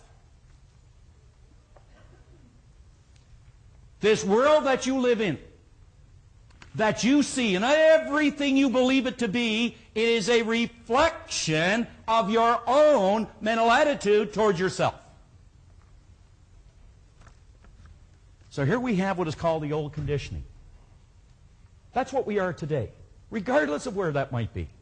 And here we are with a new idea. In other words, we are living with a belief system, as you see over there, and what we are attempting to do sometimes is to develop a new, constructive, or a bigger idea. Had someone mentioned to me today, well, I don't know how to do it. You know what? There isn't a soul alive that knows how to reach a goal until they reach it. There isn't one living soul alive that knows how to reach a goal until they reach it. And even a person who has can't tell a person who hasn't until they reach it. Only then will they know. But you know, there's some good news. Albert Einstein had something burned into the corner of his desk that he said was responsible for every great invention he ever brought about. And this is what he had burned into his desk. That all creation waits. Now think now. All creation, he said, all creation waits with eager longing for the revealing through the sons of man. That's you, and it's me, and it's those around you. In other words, the way to do anything you want to do, it's already here, but you've got to use something to work with it. You've got to use your ability to reason, your ability to choose, your ability to think. You've got to use it. And we're going to cover those two areas because, you see, you can reason two ways, and that's what we're going to touch on here. Now, go through with me then the last paragraph in this page. You can control what enters your subconscious mind, and furthermore, you definitely have the God-given ability to change the old conditioning. And by doing this, you can transform your life. Now that's what a behavioral scientist would say. Let's go over to the other side, to the philosopher, the theologian. What would they say? Let's go back to a guy by the name of Paul. He was a pretty bright guy. He used to walk along the shores of Galilee there, and he was picking up and learning as well. And he said something like this. He said that if you want to be transformed, he said, be not of this world. Now, he didn't mean to leave it. What he was pointing out is what you must do is be not of this world of conditions and circumstance. Be not of what already is. But he said, be transformed by the renewing of your mind, the renewing of your conditioning, the renewing of an idea. In other words, replace one idea with a new idea. All right. Would you turn the page, please? Just turn the page over to page 12. What is the purpose of the intellectual factors you see at the top of this page? It says your conscious mind has been endowed with intellectual factors. We know that. This little girl has been endowed with intellectual factors. But in the beginning, they were not able to guard or to protect her against all the information she was getting. You know that Rebecca, you wouldn't do a thing on earth to harm Rebecca. Isn't that true, Dad? There isn't anything you'd ever do to harm Rebecca. But you know, Dad doesn't know everything there is to know about living. And Rebecca's going to be exposed to so many things. Let me give you an example of how Rebecca starts to use what are called her intellectual factors just quickly.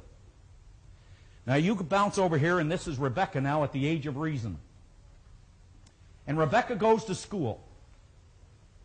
And as she's in there with all the other kids in school, the teacher takes and she puts something on the board for all the kids. And this is what it is. C-A-T. Rebecca does not know what that means. She may have a cat at home, but she doesn't know what it is in a word form. The teacher knows they have sensory factors. Rebecca can see that. She can see cat sends a transmission of energy to cells in her brain. They increase in amplitude of vibration, but there is no picture other than a blank one. So the teacher has to build some cells of recognition. She's going to start to use now her intellectual factors, and this is how she'll do it.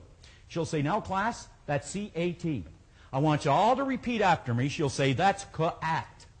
Now I want everybody to say that in the room here. Come on. Ca-at. Okay?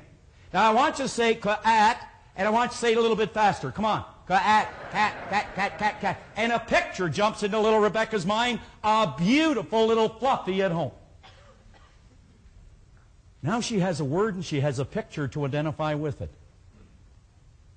But you know, on her way home, she's all excited to go home and tell Dad everything that she's learned. She goes dashing through this construction site. And as she goes dashing through, takes shortcut, this guy yells out, hey, Charlie, bring that big cat over here. On go the brakes. What is she looking for? She's looking for little Fluffy, but what does she see? A big, giant earth-moving machine. Now she has two pictures for one word. Two pictures, one word. She gets home, she says, Mommy, Daddy, teacher told me all about Fluffy, C-A-T, and I'm going home here, and the man yelled. And I see this, oh no, honey, that was a caterpillar. Now she's got three pictures for one word. But you see, they explain it to her, and something goes away, and it's called confusion. Now I want you to think about this. At some point in your life, in your little life, you were taught things about money, about love. You were taught things about God.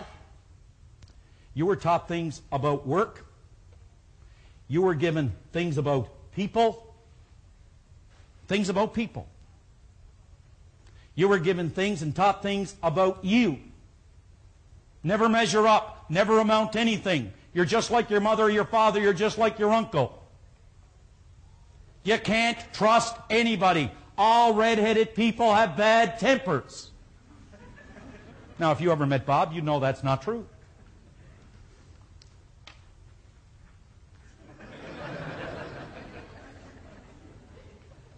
So you see, we have all been taught these things as we started to grow in our life. And now we get to a point in our life where we start thinking about, what is it I want to do? I was talking to Paul a little earlier now. He goes to university here. Why is Paul going to university? Has Paul really decided on something Paul wants to accomplish? Because you see, now we're at a point where we start to think about what we want to do, but sometimes our conditioning gets in the way. Now this is very important. I mentioned we can reason two ways. What are they? We can reason inductively, and we can reason deductively, and I want you all to say it with me. We can reason, and we can reason. You know, one of the reasons that we do not continue to think and try to look for new and better ways to do what we want to do, to be what we want to be, and to get to where we want to go? Because we don't do it long enough. I said something this morning that if you put a little bit in, you get a... But if you put a whole lot in, you get a... Now this is important on what I'm going to do here. Very important. when we start to use the idea that I'm just going to share with you here and just get through this workbook, I want you to think about this. There is a season to sow. There is a season to reap. But we don't do both in the same season. Now, at the count of 3, I'm going to ask you all to do it with me, that there's a season to sow, there's a season to reap, but you don't do both in the same season. Are you ready? Now I want you all to do it with me. Come on. 1, 2, 3. There's a season to sow, there's a season to reap, but you don't do both in the same season. Sowing and reaping.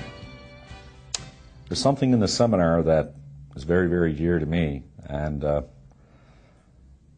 I know in every seminar that I make a strong point, and I emphasize this point. Of course, I emphasize it because of what it's meant to me. But I always mention that there's a season to sow, there's a season to reap, but we don't do both in the same season. When I say that to people, you know, they seem to walk away at least with an intellectual understanding that, yeah, that's true. But somehow I don't feel that they actually take and they do it long enough. They don't sow long enough. The farmer understands it. They go out and they sow the seeds. After a period of time, they know that that's the one season. And then in the next season, they go out and they reap it. And then, of course, by putting both of those together and doing them to the best of their ability, in other words, do the best you can to sow it, nourish it, preserve it, take care of it, look after it, you know that in the next season you're going to get a great crop. For me, the sowing was the 5 years that I spent at the seminars. There was no money. I had to pay my own way. And I understood that, of course. So I spent 5 years sowing it. And believe me, there was many, many times that I was checking to see whether or not there was anything growing. And you have a tendency to lose faith a lot. But I know now that when I speak to an individual about that, I can say it with conviction, I can say it with commitment. Because you see, I spent the season sowing. I, of course, have, as far as the season of reaping, it's been more reaping than there has been sowing. It just seems that it comes back tenfold. I remember an expression I've heard time and time again, where the laborers are very few, but the harvest is great. And I believe, again, that's a result of a person's ignorance, that they believe because they do something today, they should benefit tomorrow. We don't know when the season of reaping is, but we do know when the season of sowing is. And that's every living, breathing moment that we have an opportunity to provide a service or put the best into what we're doing. We know then that the result is guaranteed. That's what the law of compensation is based on.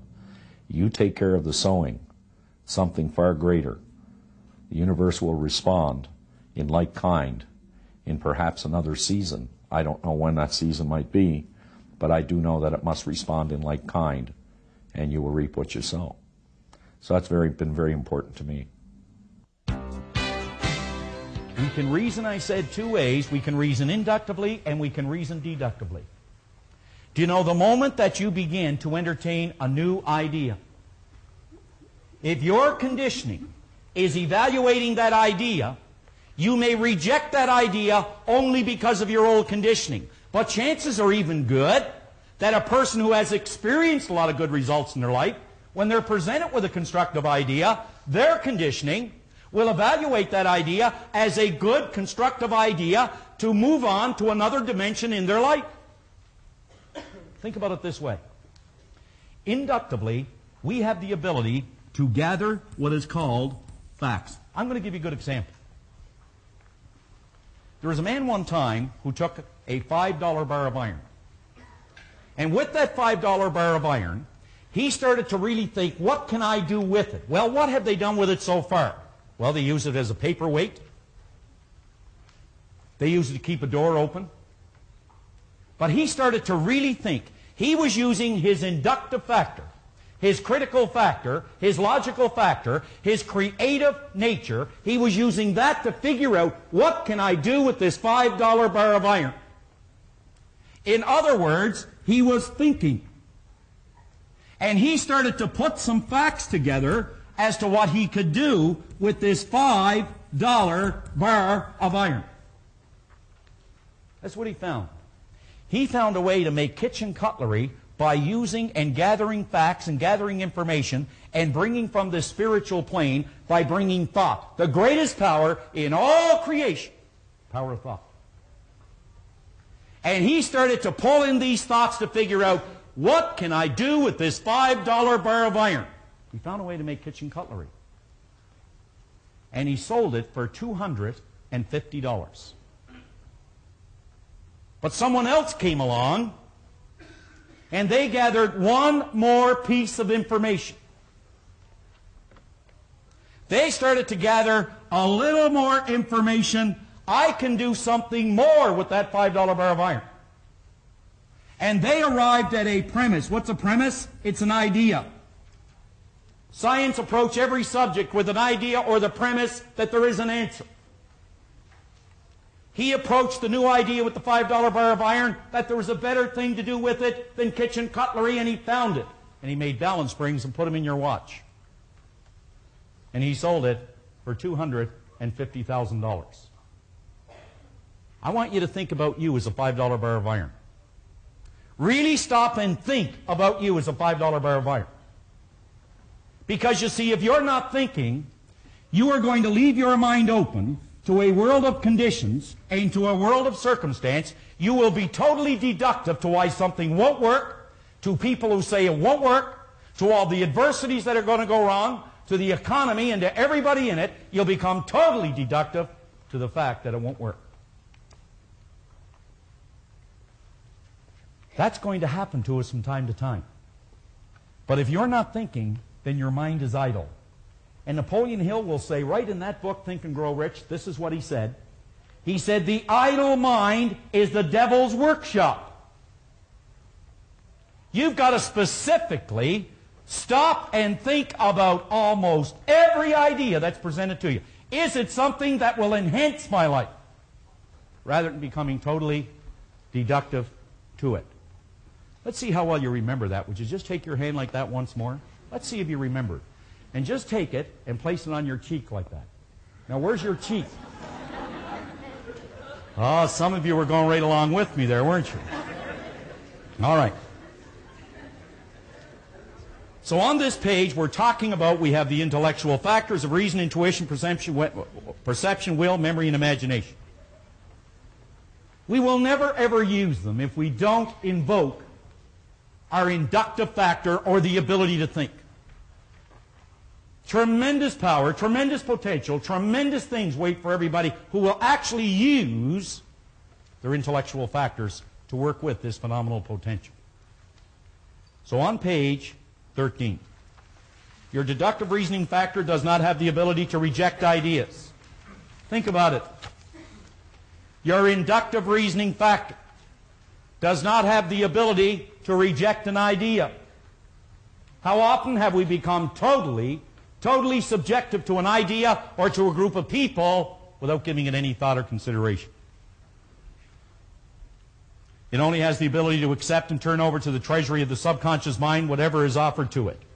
When your inductive reasoning factor is inoperable, set aside, or not engaged, you are not thinking for yourself. Now, you must follow this book with me. It is vitally, vitally important. If you were in a very positive environment when your conscious mind was in a deductive state, you would automatically become the benefactor of that positive energy that you're surrounded by. It says, however, if your conscious mind was in a deductive state and you were in a negative environment, you would automatically become the benefactor of all the negative energy your senses come into contact with. It says your negative energy comes from many sources: people, papers, television, radio, even loved ones. It passes directly through your conscious mind and causes you to feel or vibrate in a like manner. Think about that. Napoleon Hill often talks about, he said, I want you to imagine, he said, that there's an energy constantly flowing to, with, and through you. And he said that this energy is flowing not only with, to, and through you, but also around you. And he said that energy is affecting people around you, just as their energy is affecting you and the people around them. And the people around them.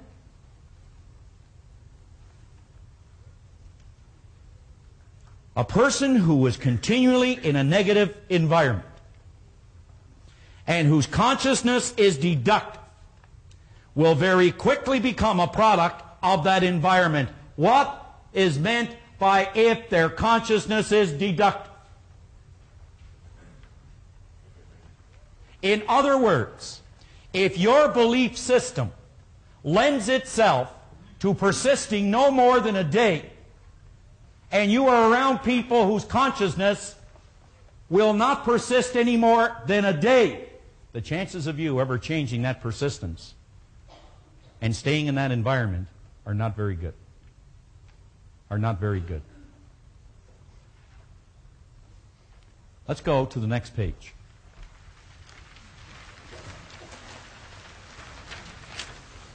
The inductive reasoning factor. At the top, your inductive reasoning factor is your thinker. It is referred to in some circles as the critical or analytical factor. This is the part of your personality that actually separates you from all the rest of the animal kingdom, and it gives you dominion over your world. Do you remember something over there in Genesis 1:26? What did it say? You were given dominion over what? The fowl of the air, the fish of the sea, and everything that creepeth on the earth. Do you think they referred to everything other than your results? Did they mean, Dan, everything but your income? Did they mean everything but your happiness? Did they mean everything but your health? We don't have time to go into the story, but I can tell you a story about health just as far as my own my own family is concerned about Maureen, who was very, very ill at one time. But she refused to give in to a life-threatening illness. She wouldn't become deductive to the fact that she could not become healthy again. She thought of all the reasons why she could, and all the reasons how she was going to. And she would not listen or permit anyone who suggested anything remotely different. Anything remotely different than what she wanted to be, what she wanted to do, where she wanted to go. She wouldn't accept it. She wouldn't accept it.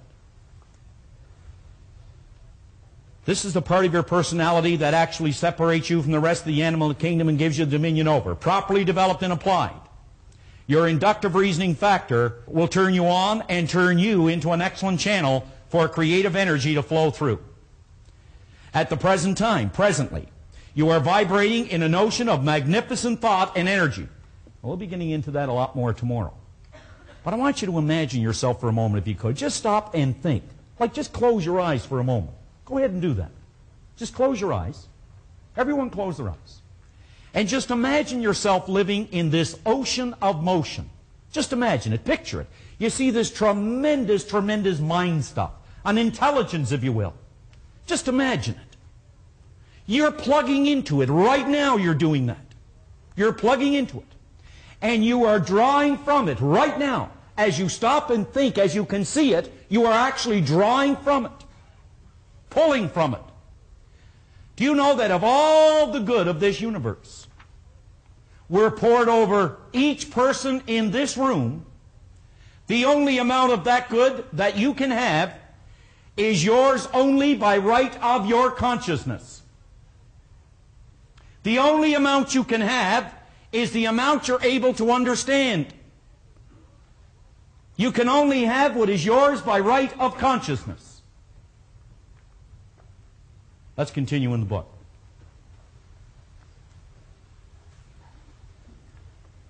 When these thoughts are brought together,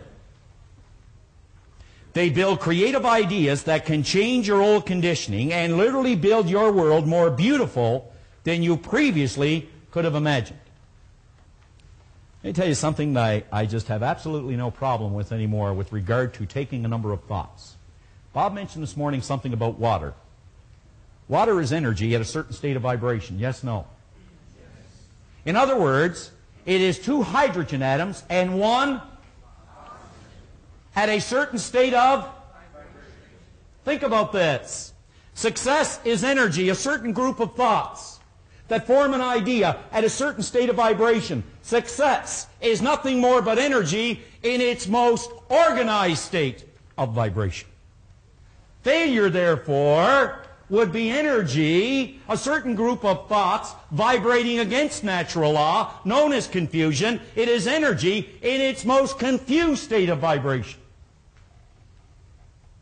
Is that difficult? I don't think so. What is health? It is an orderly state of vibration. But to achieve it, we must invoke and use our inductive factor, what we're talking about here. So when these thoughts are brought together, they build creative ideas that can change your old conditioning and literally build your world more beautiful than you previously could have imagined. You must, however, properly plant these creative ideas in the treasury of your subconscious mind, the part of your mind that transforms every impression that enters in it into physical form. The Word was turned into flesh. Think about that. What is the Word? It is the formulation of your thoughts into an idea. That's when it becomes the Word transformed into a reality or in the form of a result. I'm asking you to examine that idea. Just examine it. In big black print in your book, I want you to really look at it. Will this idea improve the quality of my life? How many people here, for some time now, have had a great desire on something they want to be, something they want to do, and something they want to have? How many people have actually desired something that you have not yet accomplished? Now, honestly, would you put your hands up? Hold them way up high there. Hold them way up high. Just keep them up there for a minute. Now let them down, and let me ask you this. With respect to this idea, isn't it true you have had ways on how you can achieve it? Yes, no? Isn't it true that ideas have come to your mind on things that you should do, but you've rejected them because of what? Say it louder. Fear. Or is it old conditioning? Does the old conditioning tell you why you can't do it? Does it act as a reminder as to what went wrong the last time? Isn't it true that the last time someone told you, hey, you shouldn't do this, you failed, so you should listen to the next person again? So we've got to start using, not our old conditioning, not being deductive, we've got to start to use what? Inductive reasoning. What is inductive reasoning? Tell me. Is it just thinking? Or thinking about?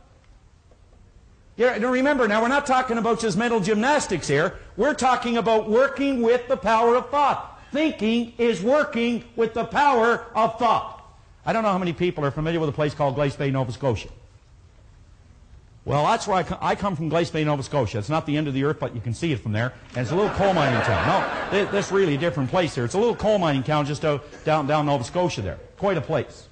And I can remember my dad coming home there every day, and he had this big light on the top of a big hat to protect his head because he worked out under the sea in the coal mines. And he'd have all these old clothes on, and they'd be all dirty and black, and he just looked awful. And he'd come home and home and home and home and home and home. And a lot of people here know my dad pretty well. He used to say, it's all you got to do is work hard, and it's all you got to do is be honest, and you're going to win.